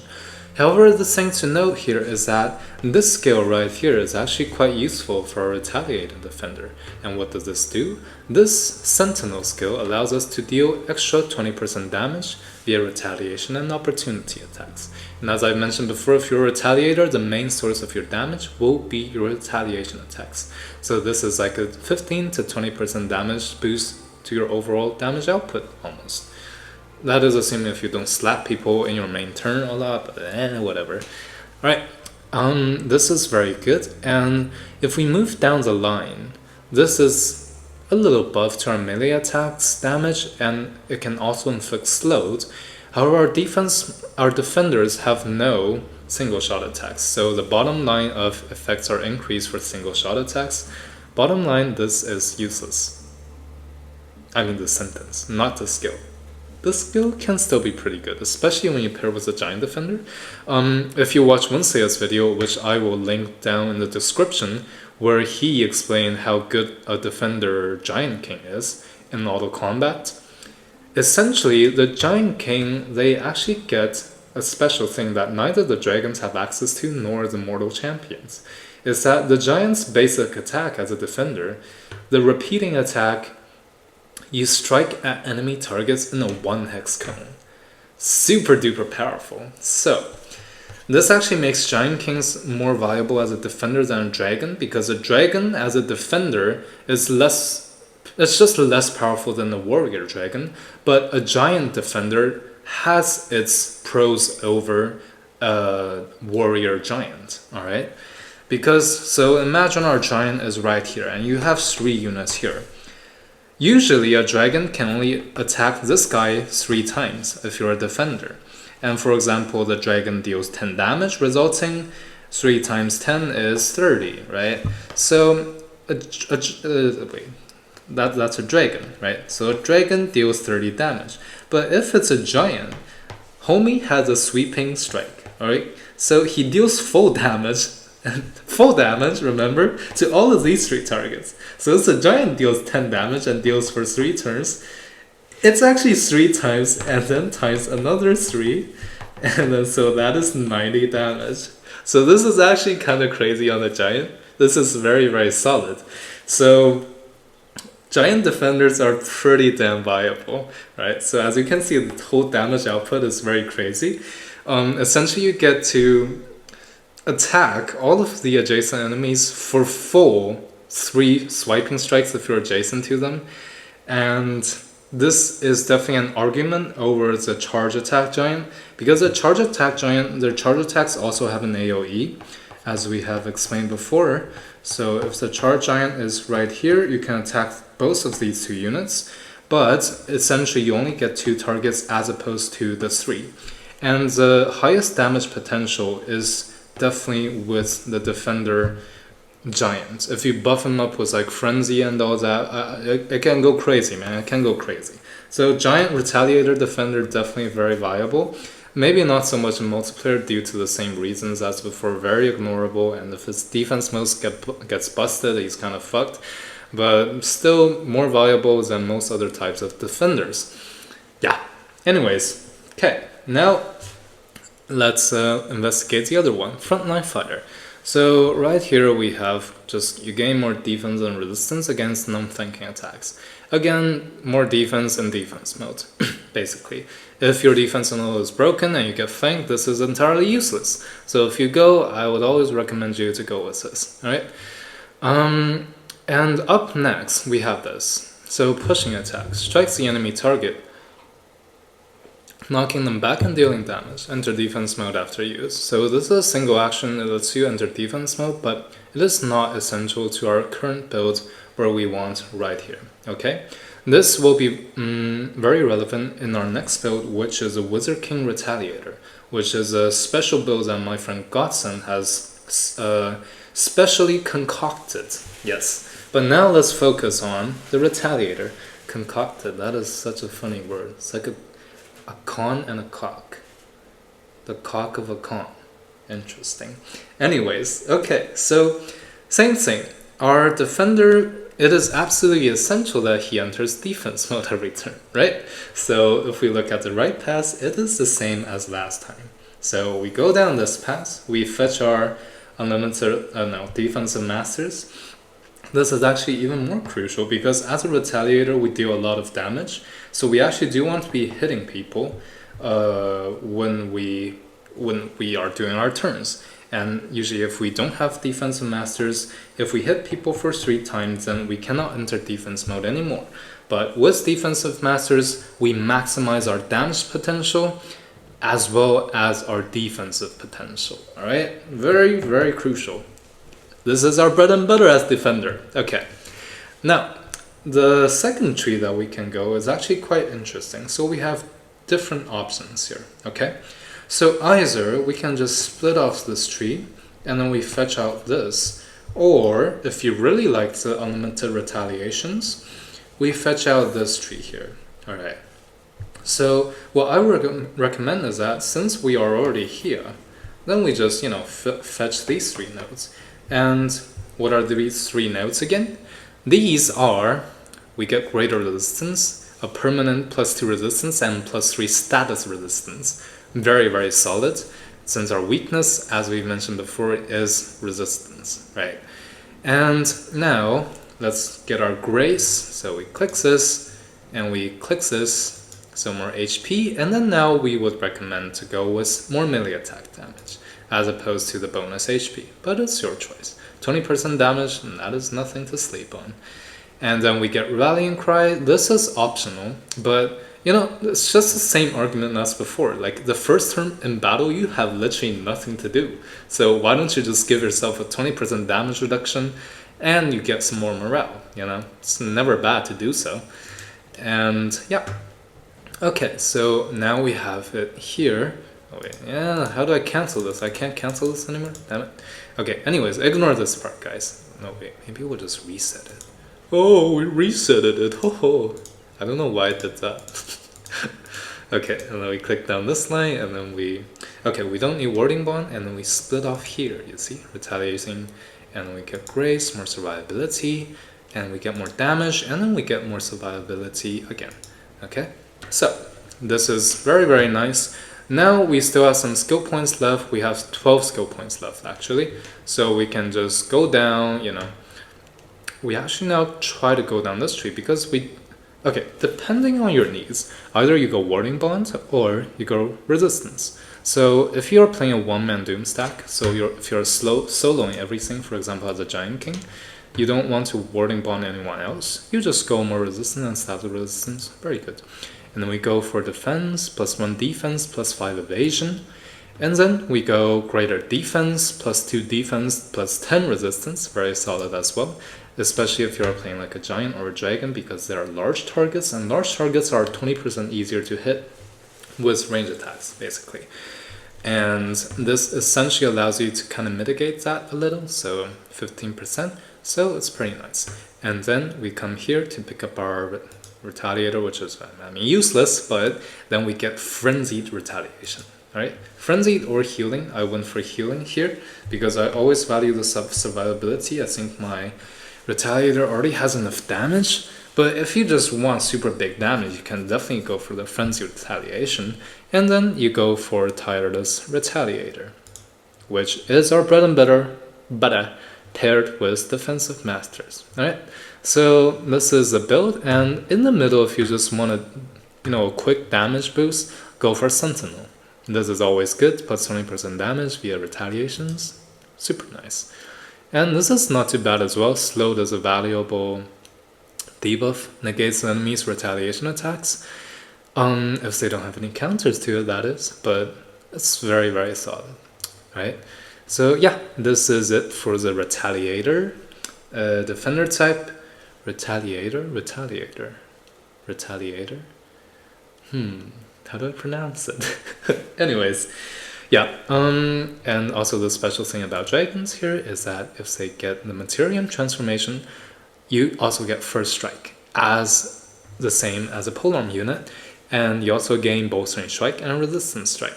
So essentially every time you strike someone, you gain a bolster resistance and bolster defense. Very, very strong. I love the Materium transformation. It might actually be better than the Shadow transformation under certain circumstances, right? In my opinion, the Shadow and the Materium, they are my favorites. Okay. Now, if you build... Okay, I'm not gonna tell you guys like the Warrior Dragon build. Like, I think it's honestly like too strong. If I give it out to you guys, like maybe you just use it all the time like I do. Because like everything else just feels so weak, you know? But yeah, okay. Retaliator, we are finished, and now let's move on to Godsend Special Edition, the Wizard King Retaliator. So this essentially is in consideration with kind of to make up for the weakness of the defender, right? To make use of the weakness, to how do I explain this? To mitigate the weakness of the defender through the specialty of the Wizard King. All right. So what is so special about this build right now? Let's reset here. What is so special about our build right here now? So essentially, you can take a look first. Wait, I'm gonna eat a piece of like a throat candy, because when I talk too much, I get a sore throat. All right. Okay. So as you can see, this time we actually abandoned our favorite boy. Defensive Masters, we don't have it anymore. Oh boy, what could have happened? But you see, everything will make sense, alright? I promise. I'll explain. I can explain. Okay? Anyways, so... Oh god, that was loud. So, basically, we don't have Defensive Masters. What does Defensive Masters do? It let us always on our turn defense mode. However, if you were tentative in listening before, is it tentative or attentive? I know what attentive means, and I think it's a right usage here. I don't know what tentative really means, though. I'm getting distracted. ADHD is getting to me. Now, essentially, we want to enter defense mode every time as a defender. There's no negotiations about that, okay? Defenders and defense mode, they are Romeo and Juliet. If you have a defender that doesn't enter defense mode every turn, I will personally come and put a samurai armor around you so that you can understand the importance of safety. Alright? So basically, now, if you were attentive before, you will notice that in the defender's skill tree, we have certain skills that let us enter defense mode after use. Alright? And so the first example here is obviously our Rallying Cry. We will enter defense mode after using this skill. Now, if we want to craft a defense mode defender, which we always will want to, but we don't want defensive masters because this consumes a lot of our skill points. Like, okay, this is one of the main gripes I have with the defenders as well. Like, okay, the goodies we have are all down here, okay? It's all down here. But the warrior, look at the warrior, damn it. Look The goodie is like right here. It's a guarded charge. It's right here, man. Like the frenzy strike is so strong. It's right there. I mean, the killing momentum is down there, but that's to be expected. But like, come on, like you get like 2 or 3 skill points in the warrior skill tree, and you get the goodie. What was a defender? You have to get to the bottom of every single tree, and when you get to the bottom of a single tree, you still have to go down the other path to get another goodie as the bottom part. Defenders, man, they're making me so pissed off. I love them so much, but it's just such an inconvenient class in the meta. I don't know how to explain it, but yeah, okay. So basically, now we want to enter defense mode every turn, but we don't have defensive masters. So the first weapon we have is right here, okay? It's the rallying cry. Now the second, if you have noticed, it's actually the pushing attack. We strike the enemy and then we enter defense mode. This is actually pretty funny. It almost makes our defender into a little charge unit. Because it's a single action, it deals a lot of damage on one turn. It doesn't try to charge or anything, but allows us to enter defense mode. Alright? So, as you can see, if on the first turn in combat, right? On the first turn in combat, our enemy's here, and then we march up, we use rallying cry, we enter defense mode. The enemy also is march up, and then we engage with the enemy, and then we use the pushing attack. We push them, and then we enter defense mode again. So essentially the 2 turns, we have guaranteed ourselves to entering defense mode, even without defensive masters, right? So now you would say, okay, what if we incorporate this? Because this stunning bash also allows us to enter defense mode after use, but this actually wastes a lot of our skill points. And if you're already here, why don't you just come down and get defensive masters, right? This is how we mitigate it, and this is not a very good skill to begin with. It's not damage. You fail the stun, you waste the turn, basically. You get damage for free, no, not for free, but you get damage out of this, alright? And your enemies get a turn for free, basically, if you don't stun them, and you don't deal any damage, right? So, we don't want this, okay? Okay, no, I mean, the Barbarians, the tier 1 unit, shield unit, has a variant, so they have a stunning bash. Let's check it out here. Let's go on to another side tangent, as we always like to do. So all cultures, barbarian, and we find our warrior, and they have the shield bash. Base 90% chance of becoming stunned, and they enter defense mode, right? So why are barbarian defenders considered so highly, but we don't want the skill here, is because these guys are freaking tier 1 units, guys. They're tier 1 units, and they consume an action, and they enter defense mode. That's very solid. It's a base 90% chance. It's good enough for a tier 1 unit. But here, I know it's a 120%, but it's not that much better, guys. The thing is, this is your hero. It's an entire hero. You can consider this as a tier 5 plus unit if you have a skilled well and items all decked out. You can consider this as a freaking tier 6 unit, alright? And you consume a tier 6 unit's entire turn to potentially stun like a high tier unit with like a 60% chance after getting reduced by their status resistance. Okay, let's explain it further, right? So let's look at wildlife and let's get some of the high tier guys right here. Okay. Wait, what? All right. So, all right, let's look at like these guys. All right, tier 5 units. They have freaking 11 status resistance, and they reduce your your debuff chance by 69 freaking percent. It's my favorite number, but it's not the defender's favorite number if you go for stunning bash.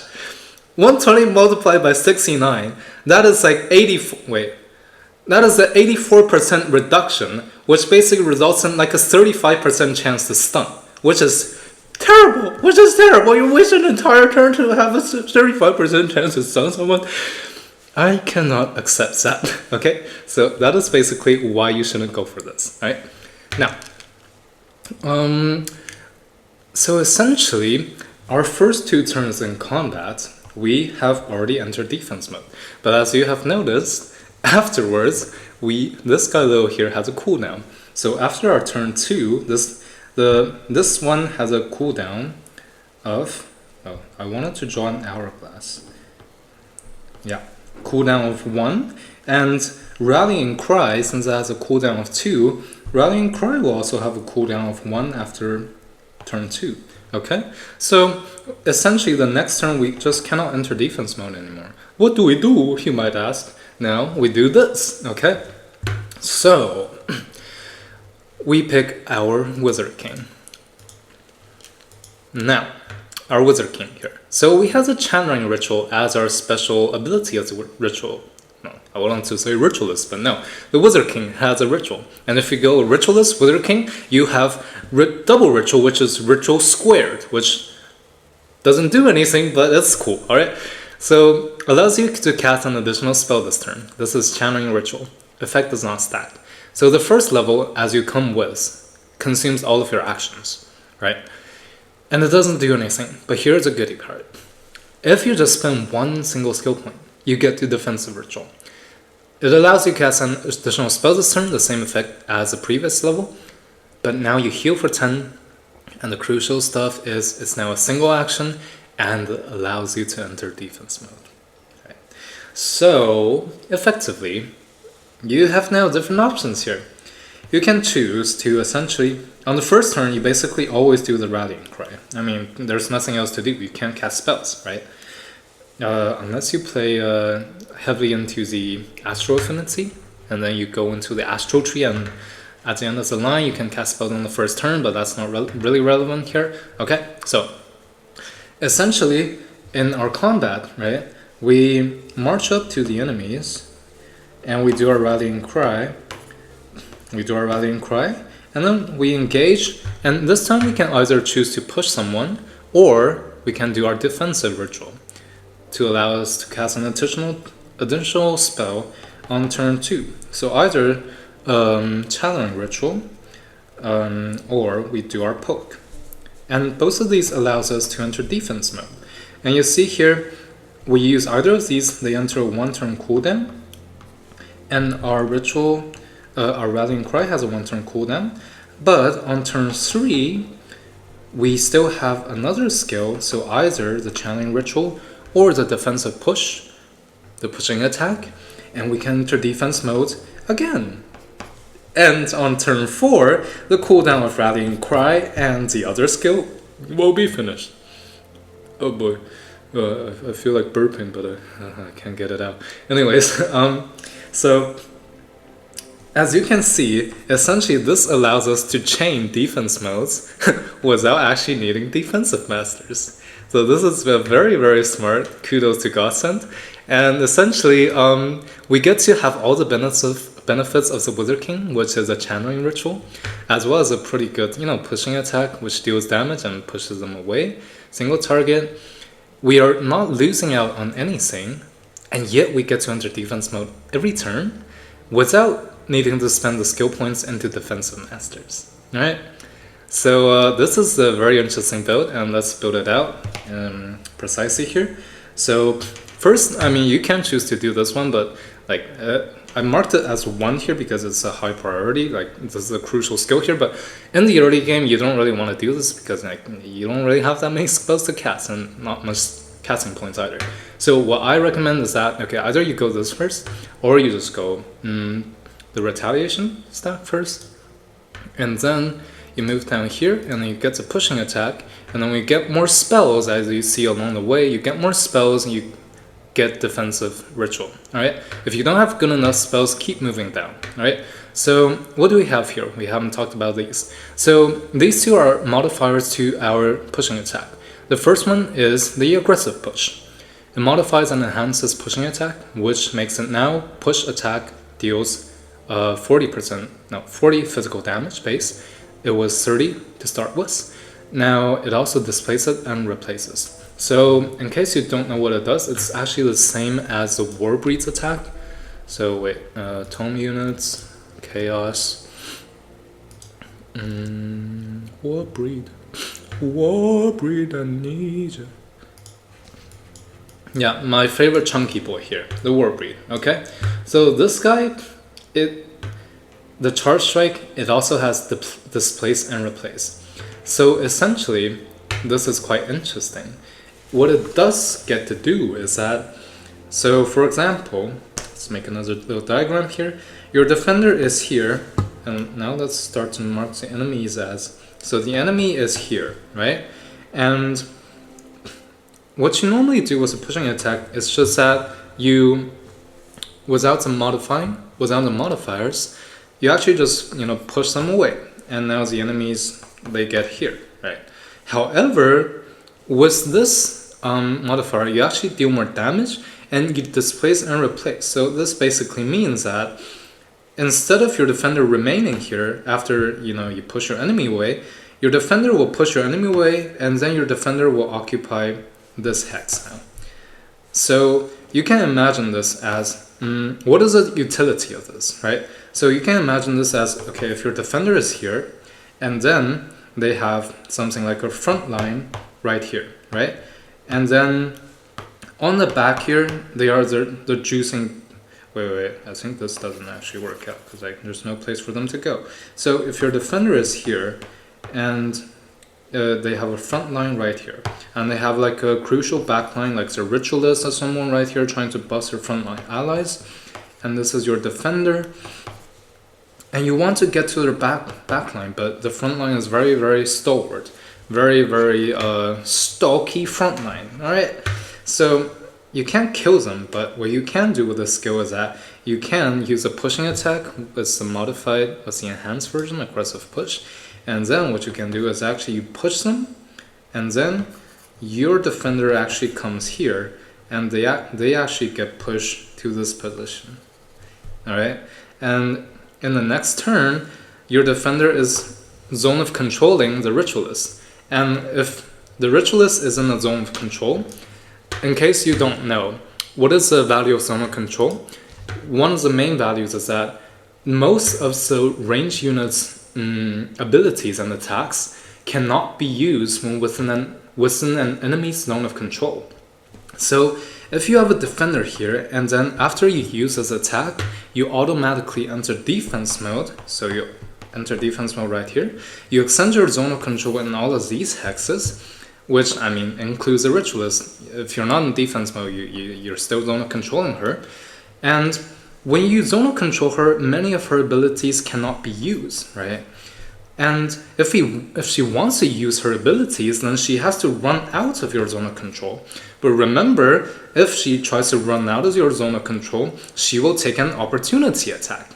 And because we have all these buffs to our opportunity attacks, they deal a lot of damage, alright? So essentially, this skill allows us to break into the enemy's backline without killing their front line. If their front line is very tanky, then we can just break through for free and get to their backline and zone of control them. Right? So this is a pretty interesting skill. But one thing you have to be careful of is that if they have a way to break your defender's defense mode, for example, this guy is a charge unit and you don't have charge resistance, or this guy is just a giant, right? This guy's a giant, breaks your defense mode, and now you actually open up yourself to flanking attacks from like right here and right here. So that's something to be careful of. But if you see that the enemies have no way to cancel your defense mode, then by all means go for it. Push in, and yeah. Alright, now we have consolidating push. So the other modifier is now the pushing attack heals you for 20 hit points. It's nothing special, it's just a heal, but it still could be powerful, right? You just get a 20 heal every 2 turns. That's like a 10 heal every single turn. It's like getting a grace every single turn, and I really like the grace. So actually, it's pretty good. So it depends on what you need. If you want to play aggressive and you want to break into the enemy's front line, go for aggressive. If you want to play passive and more survivability, go for consolidating, right? This turn I'm gonna play aggressive. So no, I went passive now, but whatever. I'm a man of many paradoxes and indecisiveness. Yes. So Blade Storm. At the start of this unit's turn, adjacent enemies units suffer 10 physical damage and bleeding. This actually is a pretty damn good combination if you pair it with aggressive push. So in our scenario back here, right? You push into the enemy's front line, And now all of these lads, they're actually adjacent to you. You could have even 5 people potentially next to you, or someone, if they really want to, they can surround you, right? So essentially at the start of your turn, if they are still adjacent to you, this essentially deters them from actually marching up to you and surrounding you. Now all of them suffers 10 physical damage and bleeding for 3 turns. And what bleeding does is that I think it deals 4 physical damage every single turn for 3 turns, right? So the damage potential of this is actually pretty crazy. You get just 60 damage for free. I mean, it's not for free, you have to invest in the skill, but you could potentially get 60 damage for free and like a bleeding on every single one. And bleeding is 4 times 3, that's 12, and then times 6, that's 72, and resulting in 132 damage every single turn. I mean, like in total, right? So it's a pretty strong ability, not gonna lie. So yeah, and let's see. Either you go this, and you go this, and then you go down the tireless retaliation path. So this is definitely viable, all right? You can definitely go for this. And then, but you see the problem here is that, so we can't get access to this and all the goodies, the maximum HP or the melee damage here, right? So you can, if you want an early game power spike, you just go down this tree, and it's very fast, right? And, for the standards of a defender, it's very fast, not in comparison to a warrior. So you click 1, 2, 3, 4, 5, 6, 7, 8. And then 9, right? You click 9 times and you get a perfect defender. You can interchange these defense modes from these two, and then just 9 skill points and you get everything. So at level 8, you should get this, level 8 or 9, right? So here's the thing. If you want, so now we have like 14 skill points left, and if you go up the level, I don't really suggest that you go down this line and all that, because you don't really need it, to be honest. You could actually just reset the skills, and instead of going here, you go for this. So this is actually our pass here. Wait, actually you can take a screenshot here. So screenshot here, this is for the early game power spike, Wizard King Defender. Oh yeah, and a crucial note is that Defender is on a pike, okay? A big ass spike, a super big ass spike that can bust anyone's ass, right? Good. Okay, so you can actually reset this, and just you reset, you click reset all, and then boom, click again, and then you go here, you go here, you go here, and this time you go for consolidate push. And now you see this time both paths are open now. So you can, I mean, it depends on you. You can go for more survivability first, some damage, and then rallying cry, or you can just go for, if you want this first, frenzied attack, unlimited retaliation, and click this out. Right, so this is the basic form of the Wizard King Retaliator. You still have 10 skill points left, and what I kind of recommend to do is that to utilize the specialty as a Wizard King, is that you get to cast additional spell every other turn, right? Very good stuff is that the Attuned Gaudia is that whenever you cast a spell, this unit gains 1 strengthen and 1 regeneration, very strong. So essentially, every other turn you get 2 strengthen and 2 regeneration, and every other turn you get 1, right? But see, every 2 turns you get 3 strengthen and 3 regeneration. My brain is not working while I'm recording for too long. Oh lord. And then if you're really heavily relying on spells, you could definitely get Enchanter's Ritual or Evoker's Ritual, so more healing on Enchanters and buffs, and more damage and debuffs for Evokers, right? Depends on which path you're going from. And you don't really have to follow this all the way down before you go there. If you do manage to discover some pretty good spells that you can utilize right off the bat, feel free to click these, right? So for example, we go here, and what is really good is that we go for Empowered Attuned Gaudia. Whenever you cast a spell, this unit gains 2 strengthen, 2 regeneration, and 1 bolster resistance. This is kind of bonkers. Okay, so basically, imagine on turn 2, we get to cast 2 spells. That already means 4 strengthen, 4 regeneration, and 2 bolster resistance. And on turn 3, we cast another spell. And we immediately get a max number of strengthen and regeneration, which is 5 stacks, as well as 3 stacks of bolster resistance. This is kind of nuts, like, as you can see from the preview, like, you cast a spell and just, the positive buffs, they just, oh lord, they just come flooding in, man. Like, this makes your Wizard King pretty damn busted. So yeah, very good spell, and this is also kind of what makes, like, these two a little redundant. So if you don't have the spare skill points, you can just go for Attuned God Ear, and if you don't have good spells to cast, ignore these two, alright? But what we ultimately want is just tireless retaliations and defensive masters usually. But here, well, what we ultimately want as a defender is that we want to enter defense mode, and we preferably want charge resistance, as well as tireless retaliation. That's the 3 key factors, okay? And the reason we don't want charge resistance here is because this costs so many skill points, and we can already get charge resistance through just using a freaking pike. Alright? So yeah, that's the reasoning for this build. It's very strong. So the demonstration you will see later in this video will be made through the through this Defender Wizard King Retaliator type. Alright? Okay, so I think we're done here. I think we're finally done here. How long have I been recording, man? Wait, am I even recording? If I don't okay, thank God. If I'm not recording, like, I would yeah, I would be sad. Anyways, okay, so now, okay, all right, as a summary, guys, stare into Thomas the Tank's twirling eyes while I drink my water. Okay, so as a summary, what are the pros and cons of the Defender? The first pro of the Defender is that dude's tanky AF, right? Dude is very tanky, you have a lot of defense, you can get a lot of HP and a lot of regeneration as well as grace and healing with the Defender. The problem is you don't have much resistance unless you go, both adaptive armor and greater resistance, which does definitely make up for it. But it still kind of remains one of your weak points, okay?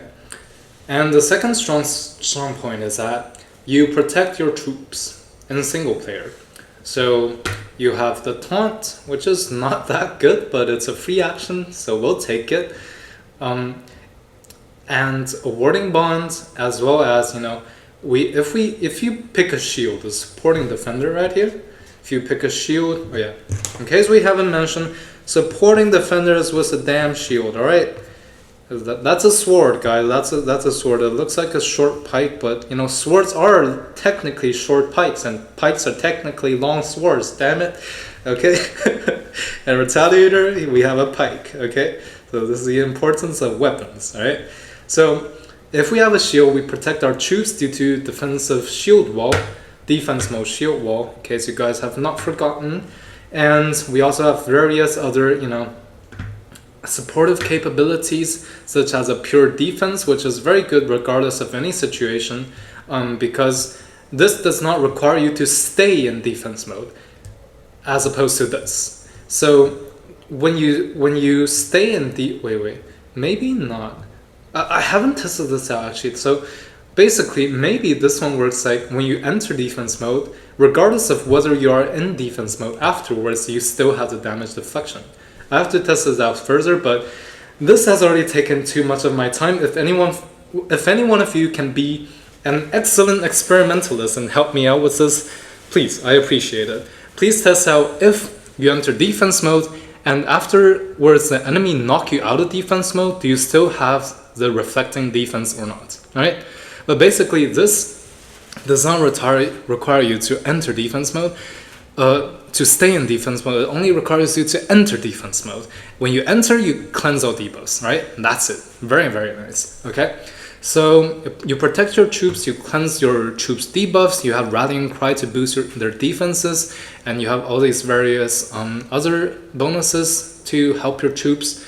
But this is mostly In single player, it's viable. Like, how do I put this? Okay, so the supporting and giving your troops defense aspect is viable in single player and multiplayer, but it is especially very viable in single player because in single player, your defender can stand on the front line and protect your troops by taking the damage onto himself.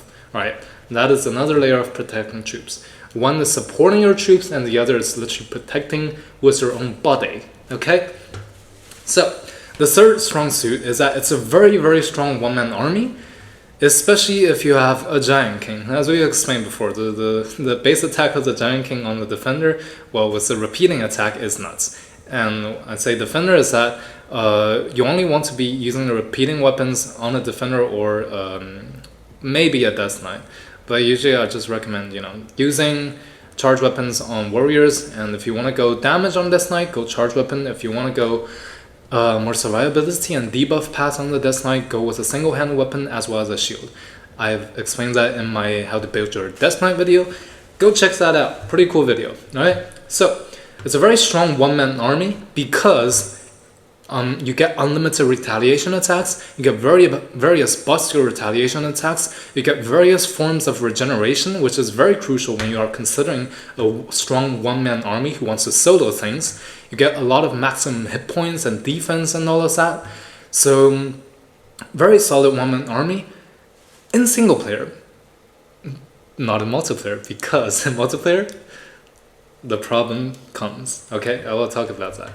But the fourth strong suit of the defender is that it protects the VIP. Regardless of single player or multiplayer, the warding bond is a key skill that allows your key protected ally to not die. In the case of the Holy Trinity of the Ritualist, you want to protect her if you have a really high damaging archer hero, guide coming soon by the way, you want to protect them, and defender says, kill them over my dead body. And that is very, very intimidating for the enemy, especially when the protected target is such a high value target, such as a Ritualist or a high damaging ranger. Okay? So, now the cons. Oh, the cons. The concoctions, man. So, the first thing is, okay, so the general premise of the defender is that they're completely relying on their defense mode. And once their defense mode is broken, they are fucked. Okay, so they are countered by charged units. Wait, what are they? Right, eunuchs here. Anyways, they're countered by charged eunuchs. And even the shielded variant is countered by charged units, just a regular ass charged units, as we've explained before in the Storm Spirit. And even if you get a pike, you get charge resistance, which makes you much more defendable when you face up against the majority of the charge units. If you don't have a heavy charge strike unit as your enemy, or a dragon, which in this case, in the current meta, people love running around with giants and dragons, as do I, okay? And giants, as we've explained before, they have heavy charge strike, which ignores the pike units defensive mode and all defensive capabilities from tireless retaliation, because a heavy charge strike removes all retaliations. Doesn't matter if you have infinity. Apparently in Age of Wonders 4, infinity times 0 is 0. Okay, if you get your retaliations denied, you cannot retaliate regardless of how much you have. And giants and dragons, they both do that. So that's not good, right? But the one saving grace with pike units is that they deal bonus damage to large targets, which giants and dragons, they both are. Okay, so it's kind of a push and pull between them, but in my opinion, like, if you want to go pike this route, go for a Death Knight, okay? If you want to go a countering heavy targets type of build, go for the Death Knight, because the defender's shtick is just defense mode and tireless retaliation, alright? But this whole shtick just gets broken by giants and dragons. While as a Death Knight, you can use, as I explained in my previous video, you can summon things, you can use your curse to further weaken your enemies, And you also get like frenzy, you get to deal a lot of damage, right? So, and this shtick of the Death Knight does not get countered by the Giants and Dragons, right? Instead, as a Death Knight, if you go Pike, you can actually outdamage the Giants and Dragons, while as a Defender, your whole shtick just gets countered, right? So if you want to go Pike and you want to go countering Giants and Dragons, either you go for a Giant Slayer Ranger, which I've heard Zombie had very good results in the last multiplayer, or you go for a Pikeman that is a Death Knight, okay? Don't go with a Pikeman as a warrior, I've explained that in the video before, but warrior, they just synergize so freaking heavily with the charge weapons, alright? Warriors are assassins. Your assassins have a charge weapon that deals heavy damage, not a pike that just pokes people, alright? Okay, now, they are completely countered by defenders, regardless of if you have a pike or a shield. They get countered by Giants and Dragons, which are the popular meta picks, alright? And number two problem is that they can't protect much in multiplayer. They are very, very ignorable. So one of my games against Godson is that he had like a super giga chat strong dragon called Reinhardt, which is a very cool dragon, frost dragon, and very strong undead frost dragon, and he is very, very tanky. He has unlimited retaliations, and everyone he kills will become zombies. But guess what's the problem? Is that in multiplayer, my Death Knight dragon, like what's this called? This Death Knight dragon just ignores him, and because my Death Knight dragon is immune, like he has a negative status effect immunity ring, and even if he doesn't, he still has very high status effect resistance. That Reinhardt's a little taunt skill right here. He can't do anything, alright? So essentially my Death Knight just flies over the Reinhardt and kills all of the other troops, and Reinhardt just stands here and he can't do anything, okay? And that is one of the main flaws, right? So defenders, very ignorable in multiplayer. It would have been nice, definitely, if the taunt, instead of, maybe not a free action, a one action, it becomes like a mass taunt. You taunt all enemies in a 1 hex radius, or it's a free action and you at least increase the chance to like base 120%. Because as of right now, except for the warding bond in multiplayer, I don't see the defenders being anywhere near as viable as other classes. If you want to go defensive, you go supportive. You go for a ritualist that can cleanse, that can heal, that can summon things. That is just so good. Ritualist guy coming up, by the way. Ritualist is so good, man. And if you want to go offensive type retaliations, you just go for a warrior. There is no place for the defender except for the warding bond in multiplayer, in my opinion, in the current patch at least. They're very ignorable. Like, they're just a worse ritualist when you want to support, and they're strong until they are just easily countered by the Giants and the Dragons, or you just run around them and they can't catch you. If you want to go offensive, they're just kind of a worse warrior. It's kind of sad, but yeah. And if you want to go Giant slaying, you just go with a Death Knight, right? So like, wait, where's our Death Knight? Where's our Death Knight? That's it's a game. I'll show you guys a really cool Death Knight. Yeah, like at this point I'm just gonna ignore the video's length. It's just like, if you stuck until this point, I really appreciate it. Like, it's just us hanging out at this point, It's like a live stream, so yeah. I don't want to do live stream, like I don't know how to set it up and all that. I have before, but I forgot, I'm too lazy. But yeah, so as you can see, my dude's here, a Death Knight, a very cool guy. Yeah, look at him. And so you see, Death Knight, you can go all sorts of weapons. You can go for the sword and shield, you can go for a great sword, you can go with a lance, which is a charge weapon that allows a mount at the cost of some damage as compared to a normal charging weapon, like a Berserker's Great Axe, for example. Wait, no, Berserker's Great Axe, not a great example, like a Earthshaker's Hammer, for example.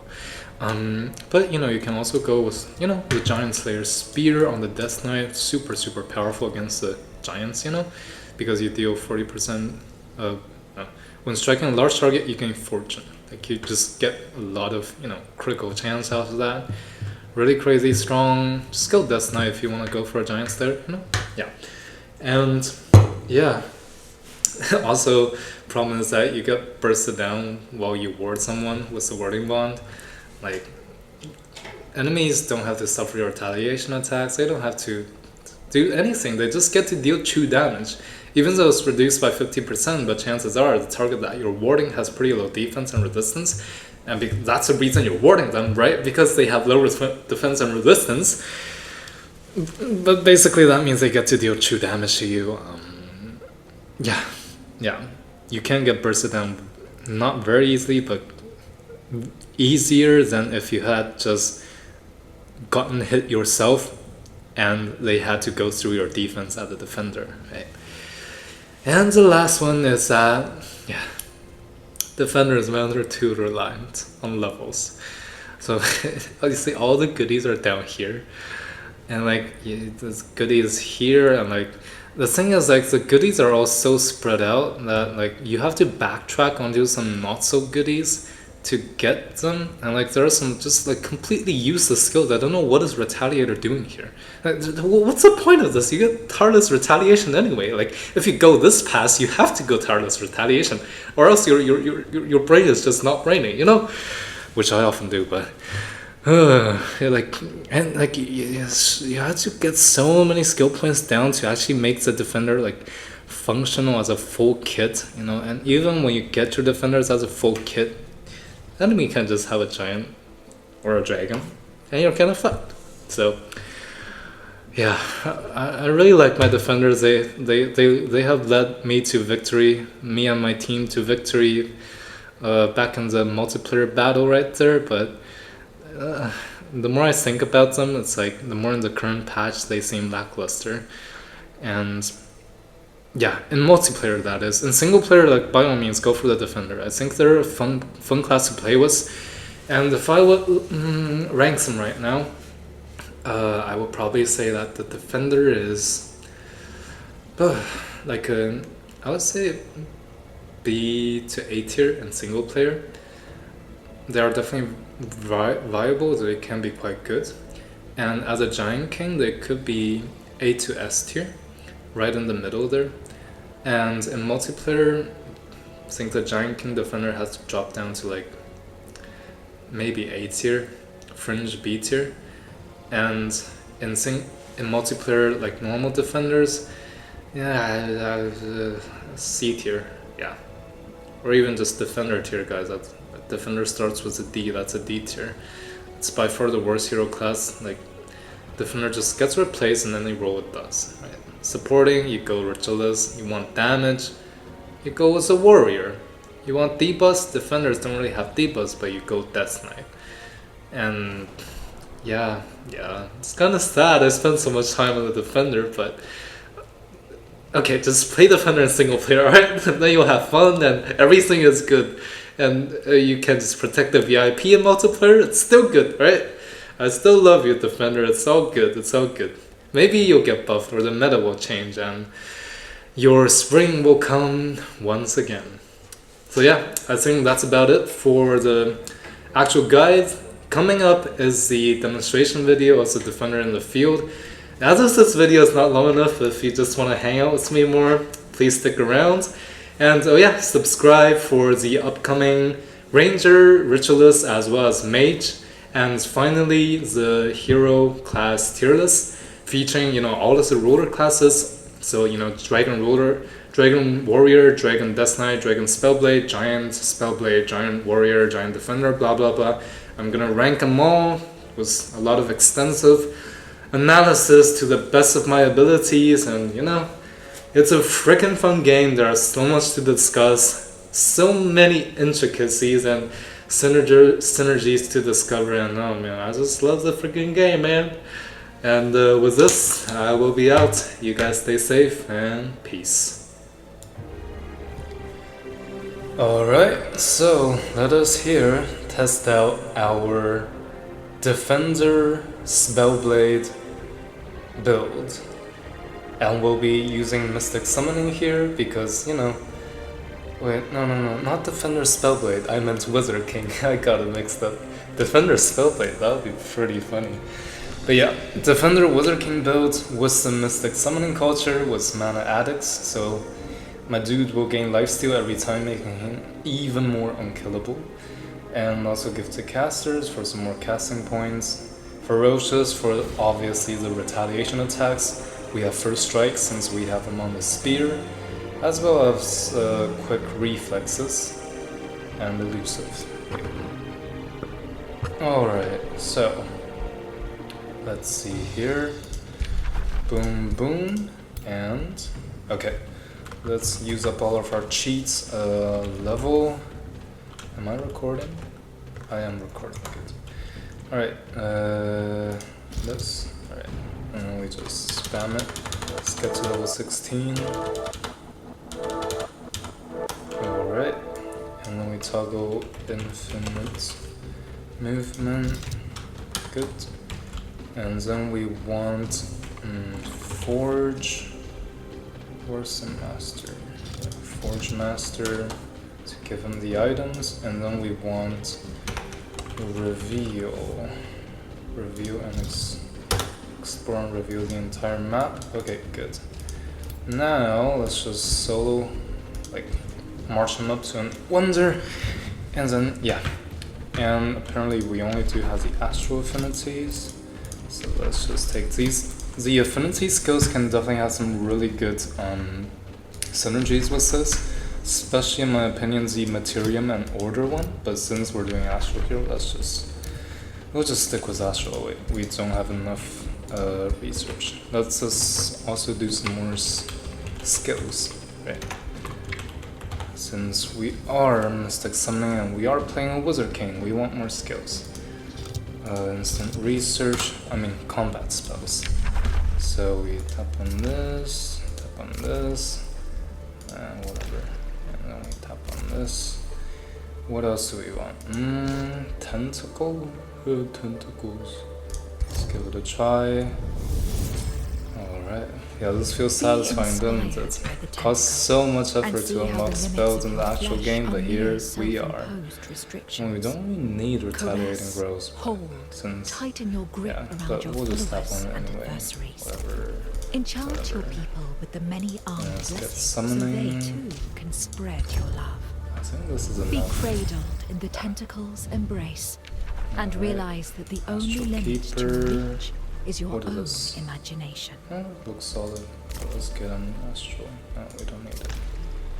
And yeah, whatever. Give me something else. Arcane Restoration, good. Alright, now we exit. We have enough spells in our arsenal. We have enough spells apart ours. Yeah, that was not funny.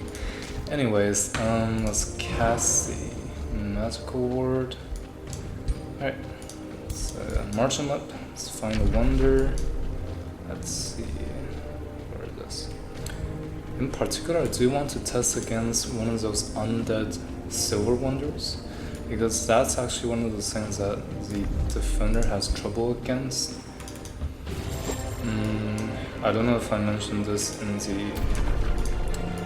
well, previously, but my friend Gossen, he did an undead dragon build. It was almost unkillable, but when he went to one of the Silver Wonders, he actually didn't have any means to counter the decay, which made him unable to regenerate health, and that killed the dragon, even though it was technically beatable, had it not been for the decay allowing for the health regeneration. But the option that we have thought up to counter it is actually the regeneration stacks. It's very crucial. So now regeneration actually does not counter decaying anymore, and it cannot be given to units with decay, so decaying has become a lot more powerful. So once you have decay on you, you cannot regenerate and you cannot regain hit points at all, right? So before the Giant King, before the Ogre patch, it was a case that decay, regeneration counters decay. So if someone has decay already and you put a stack of regeneration onto them, then the decay ends up regeneration will cancel each other out. However, now it's the case that once you have decay on someone, you are fucked. You cannot regenerate any hit points through ordinary means of regeneration, and you cannot apply regeneration. So you cannot heal ordinarily, and you cannot regenerate at all. You can only cleanse the decay with a negative status effect cleansing, and then you can only heal.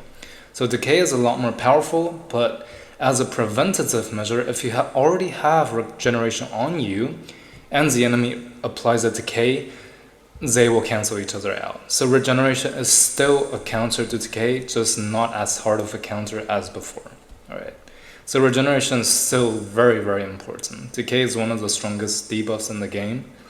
Well, it's not as strong as insanity or like crowd control skills usually, but one can argue it might actually be, right? Because a lot of this very powerful stacking heroes, I mean like solo stacking heroes, just soloing everything, they rely a lot on regeneration and healing up. But once you have decay on them, they're screwed. So to prevent that, we need regeneration, which we get from here. Attuned Gaudier, right? And this skill is really busted. With this spell, we can essentially cast, well, as we've explained before, Defensive Ritual. We can cast 2 spells every other turn. So we can cast 2 spells in 1 turn every other turn, and well, for the, oh man, I'm so bad at explaining things. I'll demonstrate in combat, whatever. Alright, so yeah, healing and buff spells, and we get so much. Alright, and since we've already talked about it before, let's just go Astral, Astral, Astral, and Astral. Arcane Surge. Oh man, this is so good here. Yeah. I think it's kind of redundant now that I have both. It's like I cast a spell and I become invincible. But yeah, let's try it out. And mind you, these are not only the affinities for the defender. In fact, the Ritualist works just as well, if not better than the defender, because the Ritualist defense mode is just better than the defender's defense mode. It grants a crazy load of resistance and stats resistance, while the defender only grants defense. And it can kind of cleanse, but it's not good enough, especially not in this build, since we're not going for this tree, right?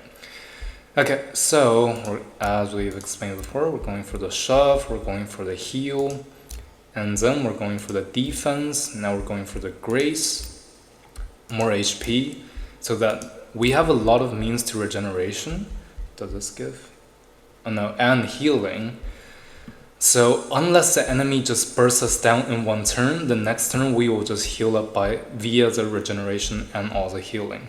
So yeah, retaliation attack, and let's see, making a retaliation. You know, I could make this even more powerful if I picked the Tome of Discipline. You know what? Let's actually do that. Let's actually try it out, right? And more regenerations, like you're not losing out on any form of regeneration with this build. Okay, so now you see at the level 16 Wizard King, we still have 3 skill points left, and this is basically our build completed. So next up, if you really want some form of, I guess, damage, or any other form of utility, you can go for it. I usually like to go for, well, just the generic taunt. If you have someone else in the army that you want to protect, and you go up to the warding bond, so that consumes right up to 3. But if you don't want to protect any other units, especially important units, only click this if you have like a ritualist by your side that you want to protect, or a mage by your side, or a ranger. You don't want to protect ordinary units that are not tier 4 or 5 with this skill, in my opinion, because they can actually burst down the target that you're protecting, and they don't burst down the target that you're protecting, but they can actually burst down you through hitting them. Because all of your defense is useless if they hit your friendly target that you are warding.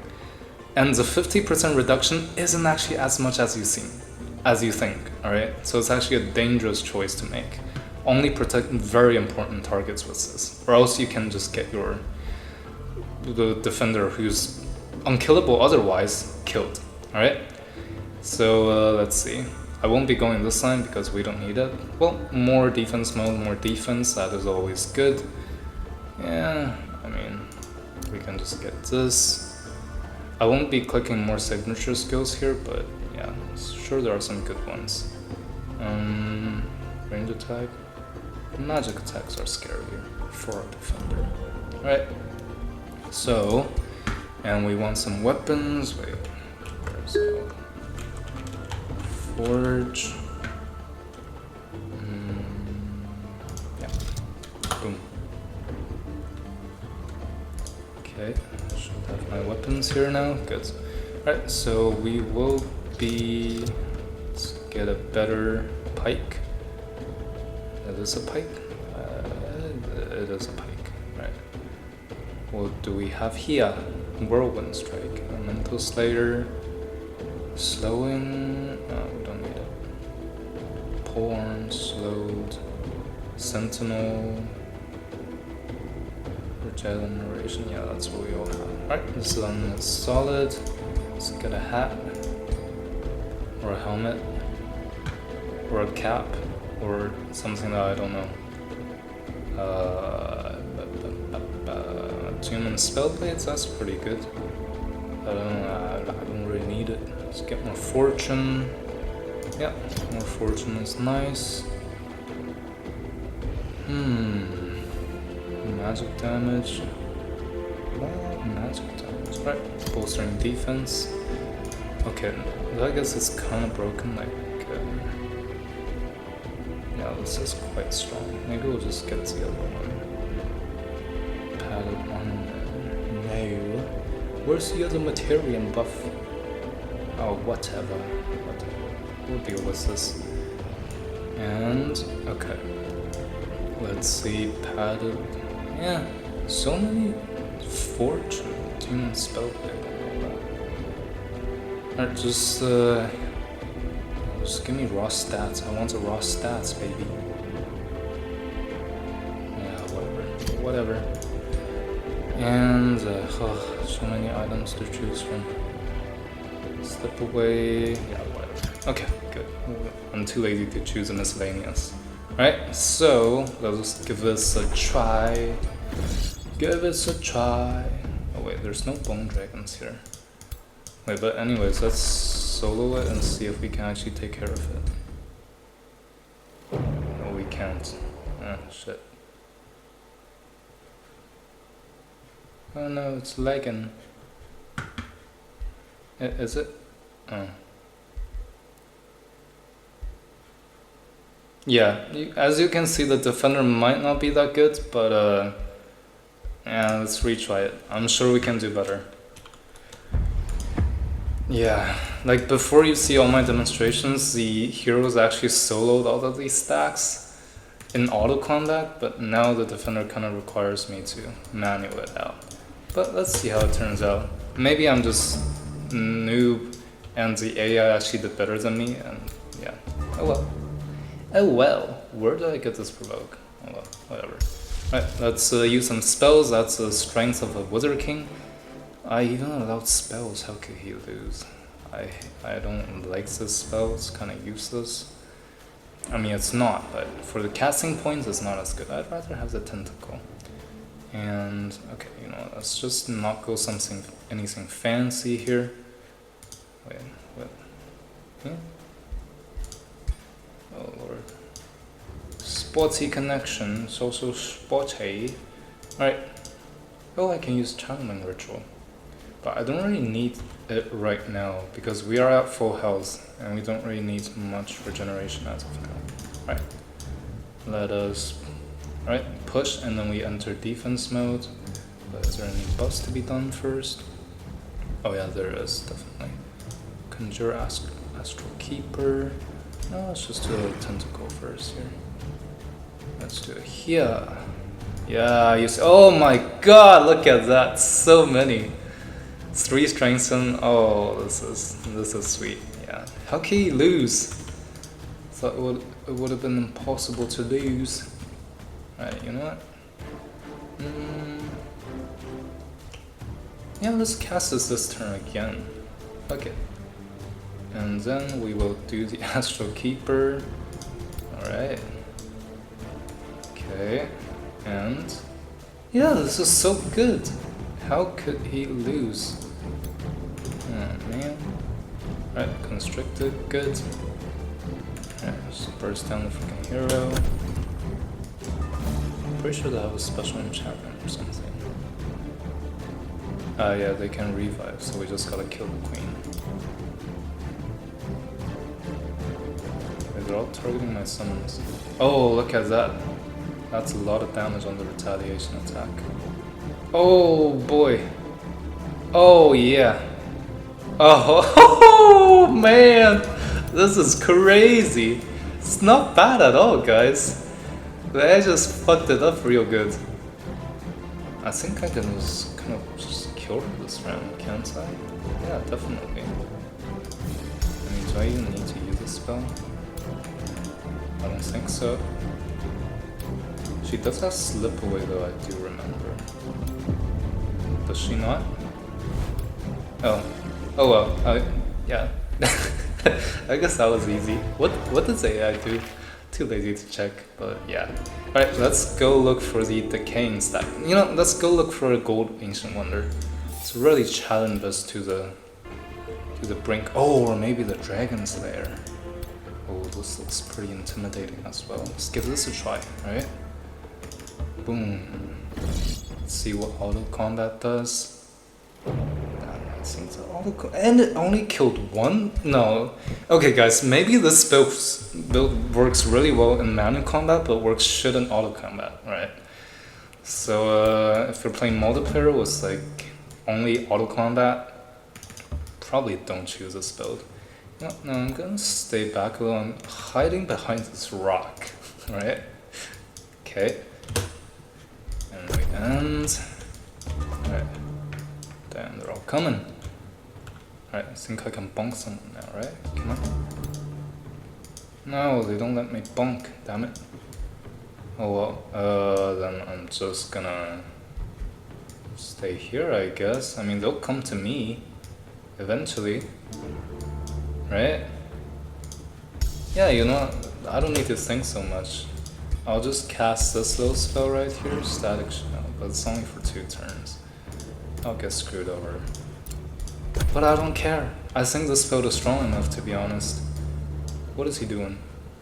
Oh, look at that damage. The Dragon Breast did 10 damage and literally no damage because I had Grace. Yep.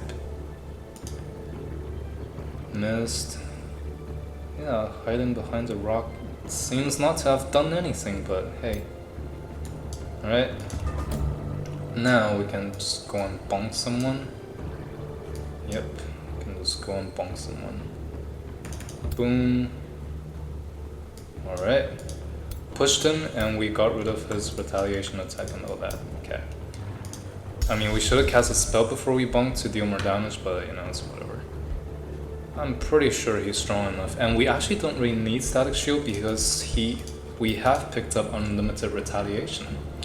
So, you know, he's gonna just retaliate every time. We actually don't want the enemy to be stunned. You actually just want him to retaliate, right? Okay, now let's just... Yeah, tentacle, I slap you. Yeah. Oh, so many buffs, I lost that. Alright, boom. Oh no, he cancelled our retaliation and defense mode. This is bad. Yeah, this is also one of the giant glaring weaknesses of the defender is that there are ways to cancel the defense mode even if you have charge resistance as a pikeman. Especially now with Giant Kings running around, they have this, where can I check again? The Wikipedia is not here. Anyways, the Giant Kings have the heavy charge attack that ignores the charge resistance and screws you over really bad. Right. Okay. Right, we need some more of invulnerability. But I mean, then they're not gonna attack us. That's not fun. But I guess, you know, let's just make sure we're gonna... Yeah, good. Right, and then we can... I mean, let's see, there's some magic origin units in the enemies. Yeah. Yeah. Those tentacles, baby tentacles. Okay, and then we just slap them. Boom. Cause like this ritualist is kind of annoying, and I think it also has lower defense and resistance, so the damage from the tentacles are effective. Plus, it has a insta kill chance on my hero, so better get. Oh, look at that! Full health again, right off the bat. Yeah. And mind you, I don't have many racial transformations here either, so this is definitely not a defender at full strength. Okay, so they all want to attack my tentacles. That is fine. They can't attack my defender because he is vulnerable. It actually means like unselectable, I think, so. Alright, now we push someone. Oh, so much damage. I love it. When does the damage has his back? Wait, he already has it back already? That's not cool. Anyways, but... Okay, he's not using it. Good. He's only using his press attack, which does a pitiful 7 damage. Huh, he tried to kill us with his insta-kill, but we are at full health. We don't worry about that. Come on guys, hit me! Pussies. Alright, I'm just gonna... yeah. We can still cast another spell sometime, but we don't need to. Oh no, my morale is suffering. Oh, and they cancel our retaliation again. Fuck! Yeah, this is actually the weakness, damn. Shouldn't have faced up against dragons. Yeah, that might have been a mistake. But I think I still got this, right? It's a little more uncertain now, but let's see. Yeah, he's suffering the morale penalties. That is not good. Okay, let's just kill it. Get some more morale back. Alright. Okay. Is the dragon gonna... Yeah, okay. Wait, now he's actually gonna die, maybe. I hope not. But whoa, that's a lot of retaliations, guys. Look at that. No, he might die though. He might actually die. Wait, what are you doing, bro? Okay, and he killed it. Nice. Yeah, the retaliation is really crazy, guys. It really is. Okay. Wait, where is this regeneration? Does it only apply at the end of the turn? Oh yeah, only at the end of its turn. Okay, let's go into defense mode again. Before that, we should cast. Yeah, this is useless for us right now. Or is it?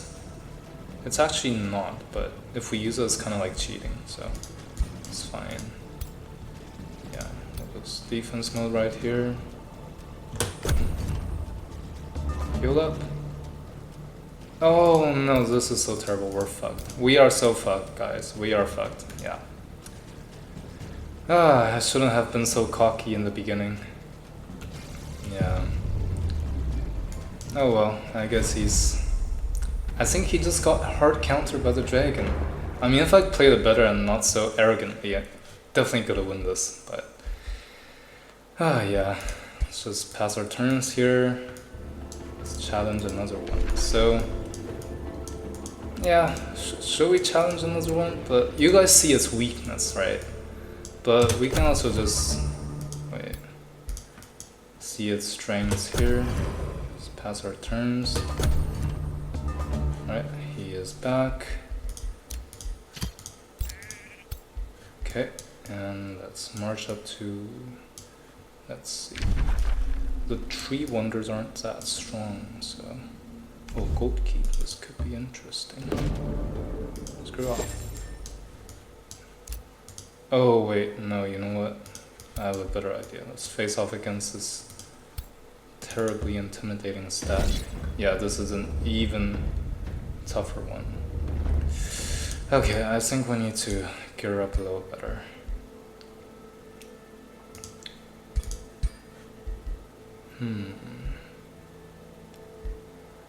Yeah, you know, maybe... Yeah, I think we do need some tone support here. Because we just went for random tier 1 tones, but in fact we definitely should have went for Tone of Discipline, which is here. Yeah.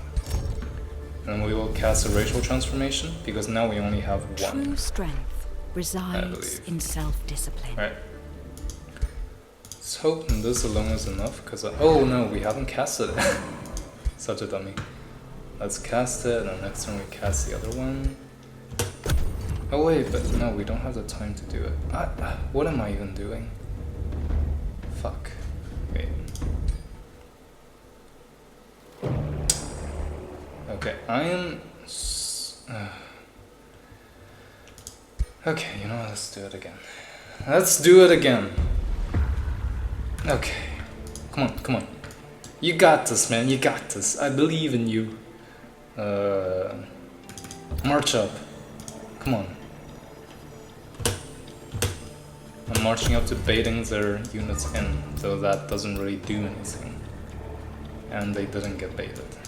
And even if, yeah, they did get baited, it wouldn't really be a bait, because, you know, it's not really a bait. Okay, I'm just gonna hide in the obscuring bush. I'm not gonna cast any spells here, because I've learned a lesson from last time. Yeah. Alright. Stay there. Oh, they're summoning up the animals. They're getting closer. They're surrounding me, guys. They're surrounding me. Oh, Lord. Okay, now let's poke someone. Getting a bunch of debuffs by doing that. Yeah. They don't have anyone that can cancel my defense mode this time, right? They have some charge units, but we have charge resistance, and they do not have heavy charge attack, so that is good. But they do have demoralizing ones, which could fuck up our morale really quickly. But let's just see how it goes.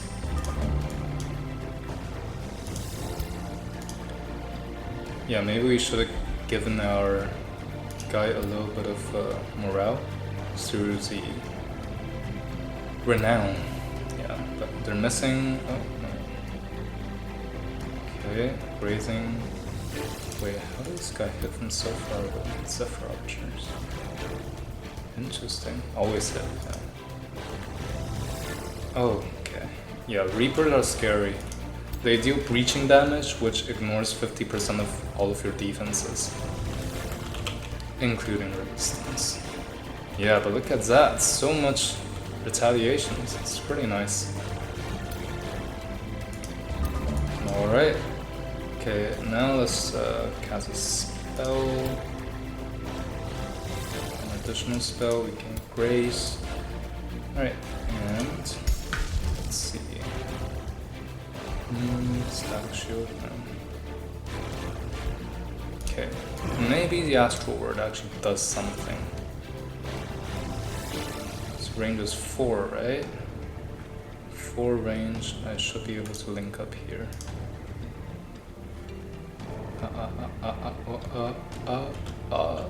I am literally brain dead. I am brain dead confirmed, guys. I am brain dead confirmed. Alright, yeah, that's it for the video, and yeah, never mind. Okay, regeneration has always been nice. Okay, oh, look at the retaliation damage. Yeah, oh my god, the Reaper just killed herself! This is... wait, come on, and she's back again? You're just looking for another run, huh? Alright, this was called a double suicide. I welcome you, Reaper, come again. Okay. Oh, too bad, you missed. Yeah, she only attacked once, but since we have first strike as a polearm, we can actually attack it twice. Oh man, now it's absorbing all the damage, like from this guy, when we want him to hit us. Oh, so good, guys, so good. Yeah. And bam! Oh boy! Oh baby! Bam! Man, another one! Let's go! Alright, and you just go and bonk the Reaper. I think that's... yeah, wait, let's cast some spells for more strengthened. Alright, let's see what we got. Yeah, let's redeem ourselves now. Come on. Wait, this has to be 1, 2, 3, 4, right? Or is it only like 1, 2, 3? Wait, 1, 2, 3, 4. Ah, yeah. So if I cast it here, it should definitely hit. Yeah, okay. So 1, 2, 3, 4, but this one's 1, 2, 3, 4, 5. Damn. The hexagonal hexes, as if that's not redundant, is kind of hard to count. It's harder than the, if it was just squares. But I suppose it's more fair in a hexagonal shape. It's more dynamic. Oh, the mist! Your morale is so low. How embarrassing. Alright, we're doing well. Wait, Reaper? Oh yeah, she's back there. Come on, Reaper. Hug me. I want your cold embrace. The embrace of death before yourself. Nice. Alright, who's up for a challenge? I'm coming for y'all. I'm just saying. Oh wait, I should have stayed in the same place and used this. I'm just not gonna move. You guys come to me. If you guys don't come to me, I will use a tentacle to slap you. Yep. Slap you. Slap. Come on, slap me. Oh, you missed me. Oh, slap my tentacle. That feels very nice. That was very weird, but oh well, who cares? Alright, you know what guys? I think we're up for a redemption match against a dragon.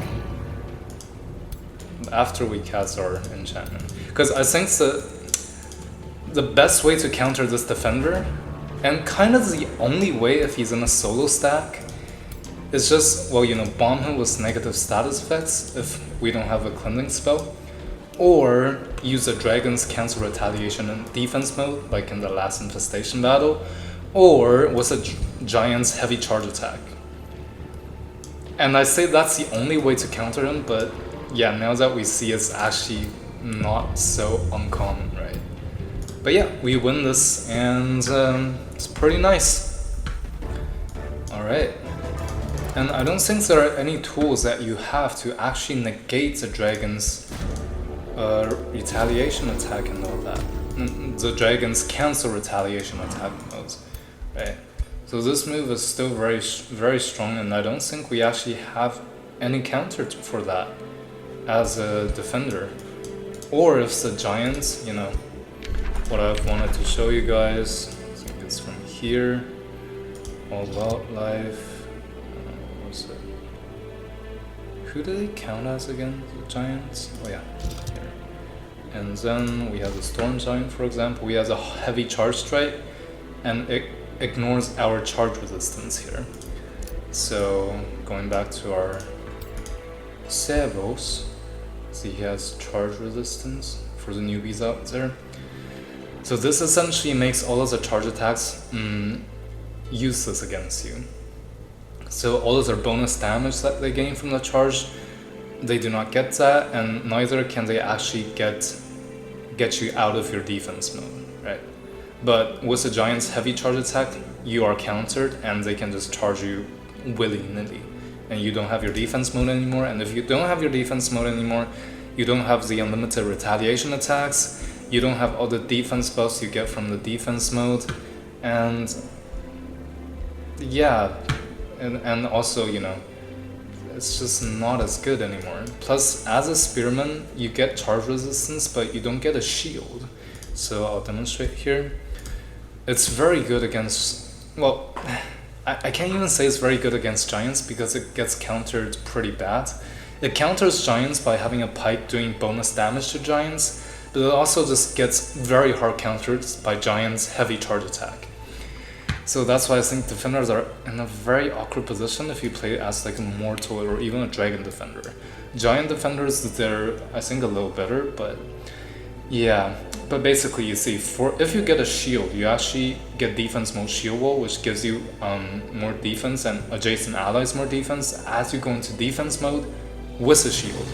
But if you have a pike, like we have back here, we actually don't get the defense mode shield wall. We just have ordinary ass defense mode. Right? It's very strong. It's a very good combo that my friend Godson has thought of.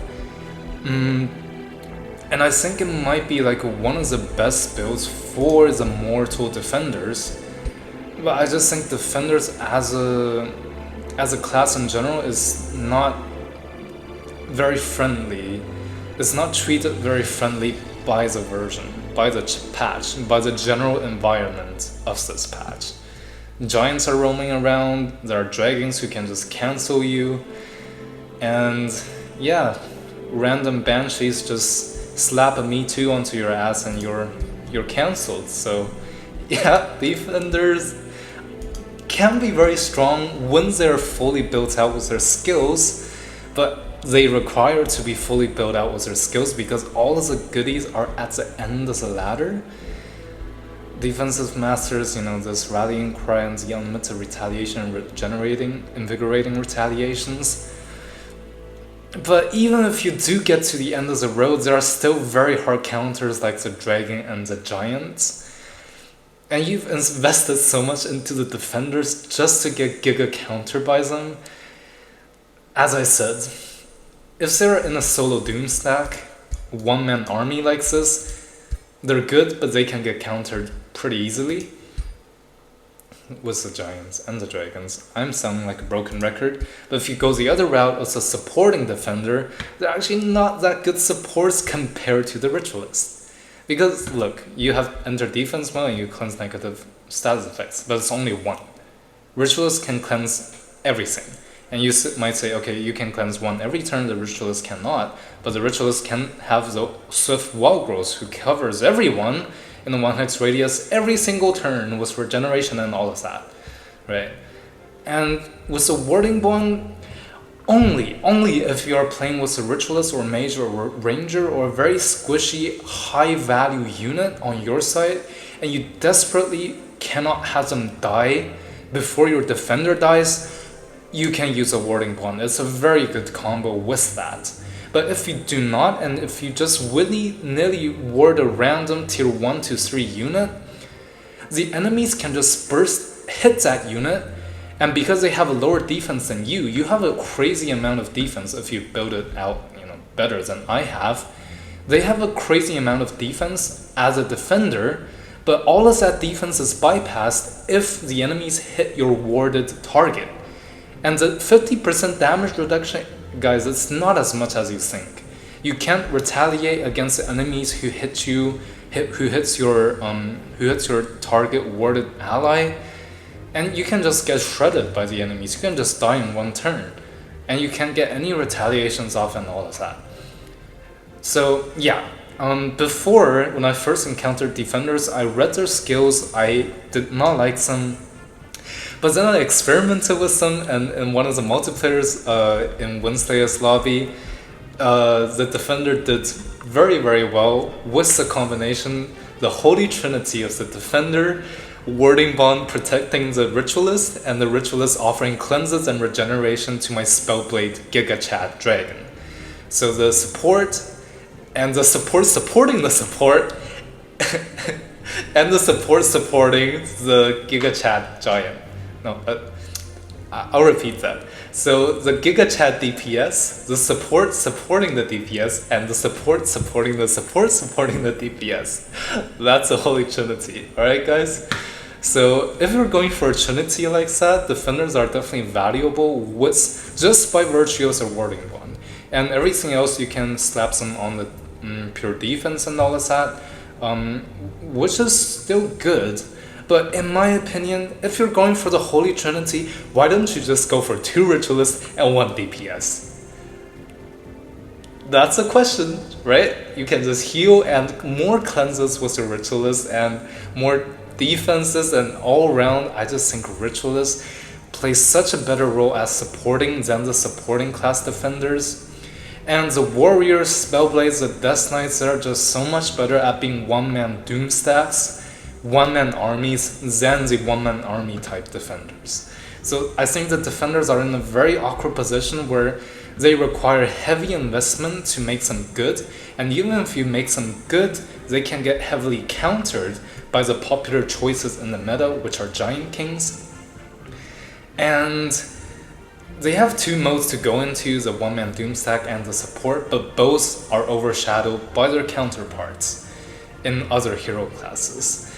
So as a tier list, the position of a defender in the tier list, I would probably say it's B to C tier. I would say it's actually the lowest. Before I thought the Rangers were the lowest, but I might change my mind after I do some more testing. Zombie, in one of our last multiplayer games, Godson had told me that he has demonstrated some very, very powerful attacks against giants and single-handedly soloed 3 other players. So I'll probably watch the stream again and have a good testing session for myself and see what the Rangers are really at. But now that I've extensively tested the defenders, they are in an awkward position. I don't think they're very good in the meta. You should just, if you want to support, always pick Ritualist. If you want a giant DPS to solo things, pick Warrior. Or Spellblade if you're a Dragon, or a Giant. Or a Death Knight even. You know? And if you want early game heavy, heavy auto combat advantages, heavy damage, go Mage. And if you want giant slaying, high single target damage, go with the Ranger. Defenders, they don't defend well. They can't protect your army. If they change the taunt to either a high % chance, or they change it to a mass taunt, so you can taunt like 2, 3, or 1 hex radius targets, that will make them much more effective, right? Because if you taunt them, then they will attack you and you can actually make use of your retaliation attacks. Which is not a problem in single player. Single player, the AI is stupid and they just attack into you, as we've demonstrated before.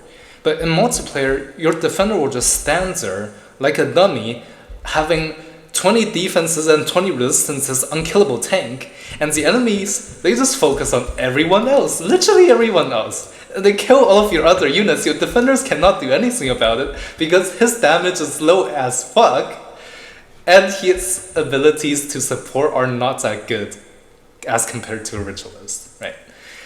So, yeah. You see, I'm really disappointed. I really like the Defender now after I've tested them out and with a good experience in multiplayer. But it's, after some more thinking, it's just like, it pisses me off that Defenders are not as good and they just don't really have a clear-cut role in the current meta. So yeah, they even made me swear. That's how pissed off I am, alright? I'm frustrated. Come on, Defenders, I love you. Transform and evolve Pokemon into a better version. Yeah, but maybe they'll get buffed in the future patch or something, or maybe the devs don't agree with me, but we will see. I definitely do think the Defenders need a kind of a more effective role at defending, you know, especially just with the taunt. Alright, so I think that's about it for the video, guys. Gonna wrap this up. It's been a long one, this testing session, especially with the Wizard King. It's a very long one. If you stuck until the end, you are the best. I freaking appreciate you here. And yeah, more hero guides. So the Ritualist, Ranger, Mage, and what else? I think that's it, right? Yeah. These hero guides are coming up very soon. I'm extensively testing them out, also discussing it with my friends to see their opinions, the veterans of the multiplayer community and all of that. And yeah, leave a subscribe for the hero tier list, which will follow after all of this stuff. And for more Age of Wonders content, stay tuned. I'll keep you posted. See ya, guys.